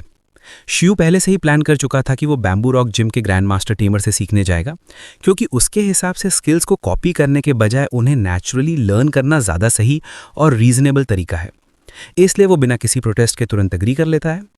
फिर शिव ग्रीन कॉटन वर्म को उठाता है और उसी टाइम डॉक्टर ल्यू से स्ट्रेट अवे पूछती है, क्या तुम इसे कॉन्ट्रैक्ट करने से पहले विंड क्रिस्टल बटरफ्लाई में इवॉल्व करना चाहते हो? शिव तुरंत उस आइडिया को शट डाउन कर देता है और एक्सप्लेन करता है कि ग्रीन कॉटन वर्म्स उन बीस्ट में से एक है जिनमें सबसे ज़्यादा पोटेंशियल होता है। वर्म ये सुनते ही अपने मन में खुद को एक बॉस वर्म की तरह इमेजिन करने लगता है और अपनी लाइफ में पहली बार खुद को ट्रूली इंपॉर्टेंट फील करता है। और सच भी यही है, ग्रीन कॉटन वर्म्स के पास सबसे ज़्यादा एवोल्यूशनरी पाथवेज होते हैं। सभी बीस्ट्स के बीच मेटामॉर्फोसिस के जरिए ये वॉर्प्स दर्जनों तरह की मॉथ्स और बटरफ्लाइज में इवॉल्व हो सकते हैं। असल में इवोल्यूशन रिसर्चर्स अक्सर अपने करियर की शुरुआत ग्रीन कॉटन वॉर्म्स के इवोल्यूशन पाथ्स को स्टडी करके करते हैं। ये वॉर्म्स बहुत जल्दी ग्रो करते हैं और इनका इवोल्यूशन एक तरह का प्योर गैम्बल होता है, इतना अनप्रेडिक्टेबल कि रिसर्चर्स हर समय अलर्ट रहते हैं क्योंकि रिजल्ट कभी भी कुछ भी हो सकता है। लेकिन शू पूरी कॉन्फिडेंस के साथ मानता है कि उसकी लक सबसे बेस्ट है और वो अपने वर्म के लिए सबसे पावरफुल पॉसिबल इवोल्यूशन हासिल करेगा। लू अपने स्लीप इवेंट लाइन के पास सीधी खड़ी होकर ग्रीन कॉटन वर्म्स के लिए मौजूद 3 chief rank evolutionary pathways explain करना शुरू करती है। वो जोर देकर कहती है कि ये वर्म फ्यूचर में आयरन ईटर से भी ज़्यादा पोटेंशियल दिखा सकता है, जिससे ये शू के लिए एक परफेक्ट सेकंड बीस बन जाएगा। ये सोचकर वो और भी एक्साइटेड हो जाती है क्योंकि 11 की कॉम्पिटिटिव नेचर की वजह से दोनों पेट्स एक दूसरे को देखकर और ज़्यादा स्ट्रांग होते जाएंगे। वो उससे चीफ रैंक इवोल्यूशंस को डिटेल में एक्सप्लेन करने के लिए कहता है। लू बताती है कि चीफ रैंक्स 3 ग्रेड्स में डिवाइड होते हैं, लो, मिडल और हाई, और जैसे जैसे रैंक बढ़ता जाता है इवॉल्व करना उतना ही ज़्यादा डिफिकल्ट होता जाता है। Low grade chief rank evolution है स्वैलोटेल बटरफ्लाई, एक विंड टाइप बीस्ट जिसके पास ब्लिजर्ड स्किल होती है। इसके विंग्स बिल्कुल स्टेन्ड ग्लास विंडोज की तरह खूबसूरत दिखते हैं। Middle grade chief rank evolution है घोस्ट ब्यूटीफ्लाई, एक डार्क टाइप बीस्ट जो कर्सेस, स्नीक अटैक्स और असैसिनेशंस में एक्सपर्ट होती है। इसके ब्लैक और वायलेट विग्स पर डरावने कैट आई मार्किंग्स होते हैं। High grade chief rank evolution है मोर्फो हेलेना बटरफ्लाई, एक लाइट टाइप बीस्ट जो लाइट रेज और इल्यूजन्स यूज करती है। दिखने में बिल्कुल ऐसे लगती है जैसे कोई बैटल एंजल हेवन से उतर रही हो। लू ये भी कहती है कि हर चीफ रैंक इवोल्यूशन यूनिक है, लेकिन तीनों अपनी अपनी जगह बेहद एलिगेंट है। वो समझाती है कि ग्रीन कॉटन वर्म को इवॉल्व करना आसान नहीं है। इसके लिए स्पेशल मटेरियल्स और फ्रूट चाहिए होते हैं ताकि वर्म सही इवोल्यूशनरी पाथवे पर जा सके। इसके अलावा सिल्क स्किल का प्रोफिशिएंट लेवल होना जरूरी है, और अगर ये परफेक्ट लेवल तक पहुंच जाए तो बीस्ट की पूरी हिडन पोटेंशियल बाहर आ जाती है। लूम मानती है कि परफेक्ट मास्टरी हासिल करना बहुत मुश्किल है और शू को रीअश्योर करती है कि प्रोफिशिएंट मास्टरी भी काफ़ी है। ये सुनकर शू को वर्म की शॉर्ट लाइफ स्पेन याद आने लगती है। ये बात शू के मन में एक अर्जेंसी पैदा कर देती है। ग्रीन कॉटन वर्म इतना सारा डेटा सुनकर थोड़ा कंफ्यूज दिखता है, लेकिन शू पूरा फोकस के साथ सब ऑब्जर्व करता है और प्लानिंग शुरू कर देता है। वो सारे बताए गए इवोल्यूशन फॉर्म्स के बारे में सोचता है और उन्हें वायबल ऑप्शंस मानता है। अब वो प्रॉपर एनालिसिस मोड में चला जाता है। कौन कौन से मटेरियल चाहिए होंगे और सबसे पहले सिल्क स्किल को कम से कम प्रोफिशिएंट लेवल तक मास्टर करने पर ध्यान देता है। पहले उसे लगता था कि इवोल्यूशन के लिए परफेक्ट मास्टरी मिनिमम रिक्वायरमेंट होगी, लेकिन अब उसके मन में सवाल आता है कि अगर फ्लॉलेस मास्टरी हासिल हो जाए तो क्या वर्म की 200% पोटेंशियल अनलॉक हो सकती है। क्यूरियोसिटी में आकर वो डॉक्टर लू से पूछता है कि क्या सिल्क की फ्लॉलेस मास्टरी पॉसिबल है। लू से बताती है कि यह पॉसिबल है, लेकिन इसके लिए वर्म को किसी अनएक्सप्लोर्ड या रोइन डिमेंशन में रेज करना पड़ेगा जो ग्रीन कॉटन वर्म्स के लिए कंपेटेबल हो, या फिर वो तब तक वेट कर सकता है जब तक वो लेजेंडरी टेमर ना बन जाए। हालांकि लू खुद मानती है कि ये अभी उसके लिए फीजिबल नहीं है। लू उसके एंडलेस क्वेश्चंस का जवाब देती रहती है और ग्रीन कॉटन वर्म इवोल्यूशन पर एक तरह का क्रैश कोर्स जारी रखती है। वो याद दिलाती है कि इवोल्यूशन के 2 वायबल मेथड्स हैं और यहाँ तक कि आइस फिनिक्स मॉथ इवोल्यूशन में मदद करने का भी ऑफर करती है। शू उसे रीअश्योर करता है कि उसके सवाल सिर्फ क्यूरियोसिटी से निकले हैं, हालांकि उसकी एम्बिशन साफ नजर आ रही होती है। लू उसे ग्रीडी होने से वार्न करती है। वो एक्सप्लेन करती है कि भले ही फ्लॉलेस मास्टरी इवोल्यूशन पोटेंशियल को बूस्ट करेगी, लेकिन उसे इवोल्यूशन प्रोसेस की डिफिकल्टी भी बहुत ज़्यादा बढ़ जाएगी। डिफिकल्टी ज़्यादा होने का मतलब वर्म के ककून से बाहर ना निकल पाने का रिस्क बढ़ जाना। लू ये भी जोड़ती है कि इवोल्यूशन की सक्सेस काफ़ी हद तक मटेरियल्स पर डिपेंड करती है। ककून फेज के दौरान सही मटेरियल्स देने से वह एक नई स्किल सीख सकता है जो उसे ककून तोड़कर बाहर आने में हेल्प कर सकती है। लेकिन लू साफ कह देती है कि चाहे प्लानिंग कितनी भी परफेक्ट हो, गारंटीज फिर भी नहीं होती हैं। शू ये सारी बातें अपने दिमाग में रिपीट करता है। Higher silk mastery equals to stronger cocoon equals to harder to break out. लेकिन अगर वर्म अपनी एवोल्यूशन में सक्सेसफुल हो जाता है तो उसकी एवोल्यूशन पोटेंशियल बहुत ज़्यादा बढ़ जाएगी। पूरी प्रोसेस देखने में सिंपल लगती है, लेकिन असल में ये बेहद कॉम्प्लेक्स है। शू अब समझ जाता है कि जो मटेरियल्स वो यूज़ करेगा वही सबसे ज़्यादा क्रिटिकल होने वाले हैं, क्योंकि अगर एवोल्यूशन के दौरान वर्म कोई स्किल लर्न नहीं कर पाया तो एवोल्यूशन फेल हो जाएगी। अब शू अपने स्किल्स हैंडबुक के एडवांटेज का इस्तेमाल करके एक स्मार्ट प्लान बनाता है। वो चाहता है कि वर्म कोकून फेज में जाने से पहले कोई ऐसी स्किल सीख ले जिससे वो कोकून तोड़कर बाहर निकल सके। उसका लॉजिक साफ है, अगर वर्म पहले ही ऐसी स्किल गेन कर ले जो उसे बाहर निकलने में हेल्प करे तो एवोल्यूशन की सक्सेस ऑलमोस्ट गारंटीड हो जाएगी। साथ ही शू ये भी डिसाइड करता है कि वो सिल्क स्किल को हाईएस्ट पॉसिबल लेवल तक पुश करेगा। शू एक बार फिर आउट ऑफ द बॉक्स सोचना शुरू कर देता है। उसे थ्रिल महसूस होता है इस बात से कि वो ट्रेडिशनल रूल्स तोड़कर अनकन्वेंशनल एवोल्यूशन मेथड्स यूज करने वाला है। शू मन ही मन सोचता है, क्या वो सच में सबसे strongest green cotton worm evolution बना पाएगा? गर्व से वर्म को अपने हेड के ऊपर उठाकर शू लाउडली डिक्लेयर करता है कि वो मॉर्फो हेलेना बटरफ्लाई वाला एवोल्यूशनरी पाथवे चूज करता है। हालांकि उसे पता है कि वर्म शायद सबसे रेयरेस्ट फॉर्म में इवॉल्व ना हो, फिर भी वो इस पाथवे के मटेरियल्स को रेफरेंस की तरह यूज करने का प्लान बनाता है। लू को उसकी चॉइस से कोई सरप्राइज नहीं होता। वो उसे फिर से रिमाइंड करती है कि यह एवोल्यूशन कितना डिफिकल्ट है और इसके लिए कितनी हैवी प्रिपरेशन चाहिए। लू फिर वार्निंग देती है, अगर एवोल्यूशन फेल हुआ तो सारे मटेरियल्स वेस्ट हो जाएंगे और वर्म अपने कोकून के अंदर परमानेंटली फंसा रह जाएगा। शू ये बात सीरियसली एक्नॉलेज करता है और ध्यान से सुनता है जब डॉक्टर लू उसे अपना फ़ोन देती हैं ताकि वो एवोल्यूशन गाइड पढ़ सके। शू को पहले से पता था कि सिल्क स्किल को प्रोफिशिएंट लेवल या उससे ऊपर होना ज़रूरी है, लेकिन अब उसे एग्जैक्ट मटेरियल्स लिस्ट पता चलती है। Juvenile heart of light, ripe sunflower petals, fluorescent core, shining fungi, sunlight rock powder, mature shiny grass. ये सारे मटेरियल्स वर्म को फीड करने से वो कोकून बनाएगा और पूरे 30 डेज के बाद उसको रेनबो रे नाम की स्किल सीखनी चाहिए और तब वो सक्सेसफुली बाहर निकलेगा। शूयू ये सारी इन्फॉर्मेशन अपने नोटबुक में लिख लेता है और ग्रीन कॉटन वर्म उसके शोल्डर के पास से सब कुछ क्यूरियोसिटी से झांकता रहता है। प्रोसेस को रिव्यू करते समय शूयू को रियलाइज होता है कि ये स्टेप्स कितने ज़्यादा इंट्रिकेट और कॉम्प्लिकेटेड है। वो आगे बढ़ता है कि शाइनी ग्रास को पहले सोक करना होगा एक स्पेशल सोल्यूशन में, जिसे sunlight rock powder plus spring water को 9:1 रेशियो में मिक्स करके बनाया जाएगा और पूरे 1 आवर तक रखा जाएगा। उसके बाद ही वर्म को फीड किया जाएगा। लेवल 10 पर सारे मटेरियल्स को एक ही दिन में फीड करना ज़रूरी है। उसके तुरंत बाद कोकून बन जाएगा। उसके बाद पूरे 30 डेज लगेंगे ताकि वर्म अपनी न्यू फॉर्म और स्किल के साथ बाहर निकल सके। ग्रीन कॉटन वर्म की एवोल्यूशन वाली डिस्कशन खत्म होने का नाम ही नहीं ले रही थी। अब शूयू मटेरियल्स की कॉस्ट के बारे में सोचने लगता है। ये सारे आइटम्स रेयर और एक्सपेंसिव हैं, कम से कम लेवल 3 रिसोर्सेज, और बहुत ज़्यादा महंगे हैं उन लेवल 1 आयरन बैम्बू से जो वो अब तक 11 के लिए खरीद रहा था। लेकिन फिर शूयू को याद आता है उसके पास तो जल्द ही 10 मिलियन बक्स आने वाले हैं। फिर भी वो अपनी आंखें बंद करता है और खुद को रिमाइंड करता है ये गाइड सिर्फ उसकी लास्ट रिसॉर्ट होगी। उसका असली प्लान है खुद का यूनिक एवोल्यूशन पाथ फोर्ज करना और पहले हाई ग्रेड चीफ बीस्ट बनाना। अंत में शूयू फोन लू को रिटर्न कर देता है। लू स्माइल करती है, अपने विंड लाइन के साथ डोर की तरफ जाती है और जाते जाते बाय बाय करती है। क्योंकि आयरन ईटर और ग्रीन कॉटन वर्म की परवरिश की ओपनली प्रेज करती है। अब अकेला खड़ा शियू फिर से सोच में पड़ जाता है, क्या डिपार्टमेंट 11 ज्वाइन करना सही डिसीजन था?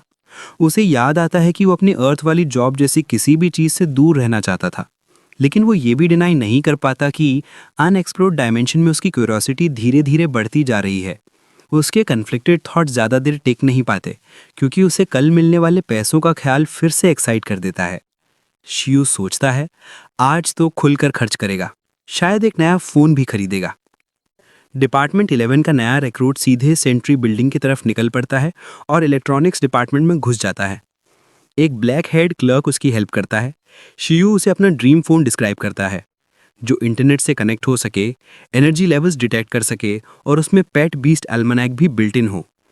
क्लर्क बिना समय गंवाए शियू को इंट्रोड्यूस कराता है अटलांटिक M30 जो सेंट्री ग्रुप का लेटेस्ट मॉडल है।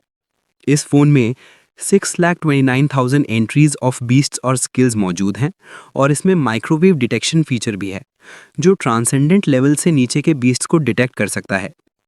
कीमत सुनकर शियू की फांस अटक जाती है 9,99,999 बक्स, लेकिन क्लर्क जनरोसिटी दिखाते हुए एक्स्ट्रा 1,000 बक्स का टॉक टाइम फ्री ऑफर करता है। शियू स्लीक फ़ोन को हाथ में लेता है और पूछता है, क्या मैं इसे टेस्ट कर सकता हूँ? क्लर्क आसानी से मान जाता है। शियू तुरंत फ़ोन को पास खड़े एक पेट बीस्ट की तरफ पॉइंट करता है। फ़ोन तुरंत बोल उठता है, ये बीस्ट एक मैकेनिकल डॉग है और उसकी पूरी डिटेल स्क्रीन पर फ्लैश हो जाती हैं। Type middle stage transcendent creature, level 10, category artificial life form, purpose protection, tracking और इन्वेस्टिगेटिव सर्विसेज। और सबसे स्केरी पार्ट, इसमें high level skill self destruct है जो बॉडी की सारी एनर्जी को एक हॉरिफाइंग एक्सप्लोजन में रिलीज कर देता है। हालांकि उसके बाद वो खुद डिस्ट्रॉय हो जाता है। शियू सोच में पड़ जाता है, ये फ़ोन तो उसके स्किल्स हैंडबुक के लिए गोल्ड माइन साबित होने वाला है। डॉग की सेल्फ डिस्ट्रक्ट स्किल देखकर शियू के दिमाग में अचानक एक ख्याल आता है, क्या मैं इसे कॉपी कर सकता हूँ जब ये डॉग खुद को ब्लास्ट करेगा? लेकिन नेक्स्ट सेकंड उसका लॉजिक किक इन करता है और वो खुद को याद दिलाता है, असल में उसे स्किल की ज़रूरत ही नहीं है। वो फिर से अपना फोकस फ़ोन की तरफ ले जाता है। शियू का इसका एनर्जी डिटेक्शन फीचर बहुत इंप्रेस करता है। स्क्रीन पर साफ दिख रहा था कि मैकेनिकल डॉग का ग्रोथ लेवल कितना है और ये भी रिवील होता है कि वो सिर्फ 1 स्टेप अवे है एक कंप्लीट ट्रांसेंडेंट क्रीचर बनने से। उसे इसका एल्मनैक फंक्शन भी काफ़ी पसंद आता है। अब उसके लिए बीस्ट की डिटेल्ड इन्फॉर्मेशन तुरंत एक्सेस करना सुपर ईजी हो जाएगा। हालांकि वो खुद भी नॉलेजेबल है, पर सच ये है कि उसकी ज़्यादातर स्टडीज सिर्फ ट्रांसेंडेंट क्रीचर्स तक लिमिटेड रही हैं और वो खुद को अभी एक्सपर्ट नहीं मानता। ये फ़ोन उस गैप को फिल करने वाला है और उसे एक आउटस्टैंडिंग टेमर बनाने में हेल्प करेगा। इतना वैल्यूएबल टूल पाकर शियू को एक अलग ही रिलीफ महसूस होता है। वो फ़ोन को कस कर पकड़ लेता है। दिल करता है कि अभी इसी समय खरीद ले, पर प्राइस देखकर उसकी प्रैक्टिकल थिंकिंग जाग जाती है। अगर अभी खरीद लिया तो उसकी सारी सेविंग्स खत्म हो जाएंगी। लॉजिक उसे बताता है कि कल तक वेट करना ज़्यादा सेफ है जब उसके अकाउंट में 10 मिलियन बक्स डिपॉजिट हो जाएंगे। शू फैसला कर लेता है वो अभी फ़ोन खरीदेगा और डॉक्टर लू पर भरोसा करेगा। हल्की सी स्माइल के साथ वो शॉपकीपर से कंफर्म करता है, ये वाला पैक कर दीजिए। शॉपकीपर खुशी से बोलता है कि उसने एक्सीलेंट चॉइस की है। फ़ोन खरीदने के बाद शू शॉपिंग सेंटर में थोड़ा घूमता है और रुकता है टैलेंट ग्रुप पेट बीस्ट सप्लाई स्टोर के सामने। उसे अचानक 11 की डाइट याद आती है। आयन ईटर को अभी तक आयन बैम्बू बहुत पसंद है, पर शू को लगता है अब उसे कुछ बेटर देना चाहिए। वो स्टोर के अंदर जाता है, प्रोडक्ट्स देखने लगता है और अपना नया फ़ोन निकालकर रिसर्च करना शुरू करता है। तभी उसकी नज़र एक वुडन मटेरियल पर पड़ती है जिसके अंदर मेटल ओर्स होते हैं। नाम है मेटल कोर वुड। ये एक स्पिरिचुअल प्लांट है जो आयन ईटर्स के लिए फूड सोर्स की तरह काम करता है। इससे वाइटैलिटी इंप्रूव होती है और हार्डन स्किल स्ट्रांग होती है। Metal core would ion bamboo से ज़्यादा नरिशिंग है, पर लो रैंक्ड आयन ईटर्स के लिए ये ओवर नरिशमेंट भी कर सकती है। पर शू को 11 की चिंता नहीं है, क्योंकि उसकी ट्रेनिंग नॉर्मल आयन ईटर से कई गुना ज़्यादा है। ग्रीन कॉटन वूम के लिए वो डिसाइड करता है कि उसकी करंट डाइट ही ठीक है। उसे अपने लिए भी एक बेटर सप्लीमेंट दिखता है, कुछ स्ट्रेंज लुकिंग कैप्सूल्स, पर वो अभी बल्क पिल्स पर ही स्टिक करता है। बस उन कैप्सूल्स को फ्यूचर के लिए माइंड में नोट कर लेता है। दिन काफ़ी लंबा रहा, लेकिन अभी ख़त्म नहीं हुआ था। घर पहुंचकर शोयू बेड पर बैठता है और अपना नया फ़ोन एक्सप्लोर करने लगता है। सबसे पहले वो लॉगिन करता है टेमर्स एसोसिएशन के ऑनलाइन पोर्टल पर, ताकि अब उसे बिल्डिंग जाने की ज़रूरत ना पड़े। लगभग तुरंत ही एक नोटिफिकेशन आता है। नोटिफिकेशन है विल्डरनेस कॉम्बैट एग्जाम का, जो एंट्री देता है पिनांग डिस्ट्रिक्ट रुइन में। ये पढ़कर शू लिटरली बेड से जंप कर जाता है। सबसे शॉकिंग लाइन ये थी कि रुइन के अंदर जो भी मिलेगा वो पार्टिसिपेंट का होगा। उसको अपॉर्चुनिस्टिक दिमाग तुरंत ट्रेजर्स इमेजिन करने लगता है। लेकिन फिर उसका कॉशियस साइड जाग जाता है। वो मॉन्स्टर्स के बारे में सोचने लगता है जो अंदर छिपे हो सकते हैं। उसे डॉक्टर लू की हिंट याद आती है कि वो रूइंस में बिना डिपार्टमेंट 11 की आइडेंटिटी रिवील किए भी जा सकता है। वो सोचता है, क्या पार्टिसिपेंट्स को बेट बनाया जा रहा है? उसके फेस पर डाउटफुल एक्सप्रेशन आ जाता है। उसे फील होता है कि इस ऑफर के पीछे जरूर कोई कैच है। शो डिसाइड करता है कि वो पहले किसी एक्सपीरियंस्ड पर्सन से बात करेगा ताकि उसे पता चल सके अंदर क्या एक्सपेक्ट करना चाहिए। तभी अचानक एक लाउड ग्राउल उसकी थिंकिंग तोड़ देता है। वो नोटिस करता है कि 11 और ग्रीन कॉटन वर्म की पेट इतनी जोर से ग्राउल कर रही है कि आवाज साफ सुनाई दे रही है। दोनों बीस्ट खाना मांगते हुए ऑलमोस्ट चिल्लाने लगते हैं और उनका टेमर तुरंत एक्शन में आ जाता है। ठीक है, आज तो मैं फुल फीस्ट दूंगा। खाना बनाते हुए शू सोचता है कि जब मेडिटेशन करते हैं तो टाइम कितना स्लो लगता है और जब फोन यूज करते हैं तो टाइम कितना फास्ट उड़ जाता है। बहुत से लोग इस फीलिंग से रिलेट कर सकते हैं। उसकी इमेजिनेशन वाइल्ड चलने लगती है।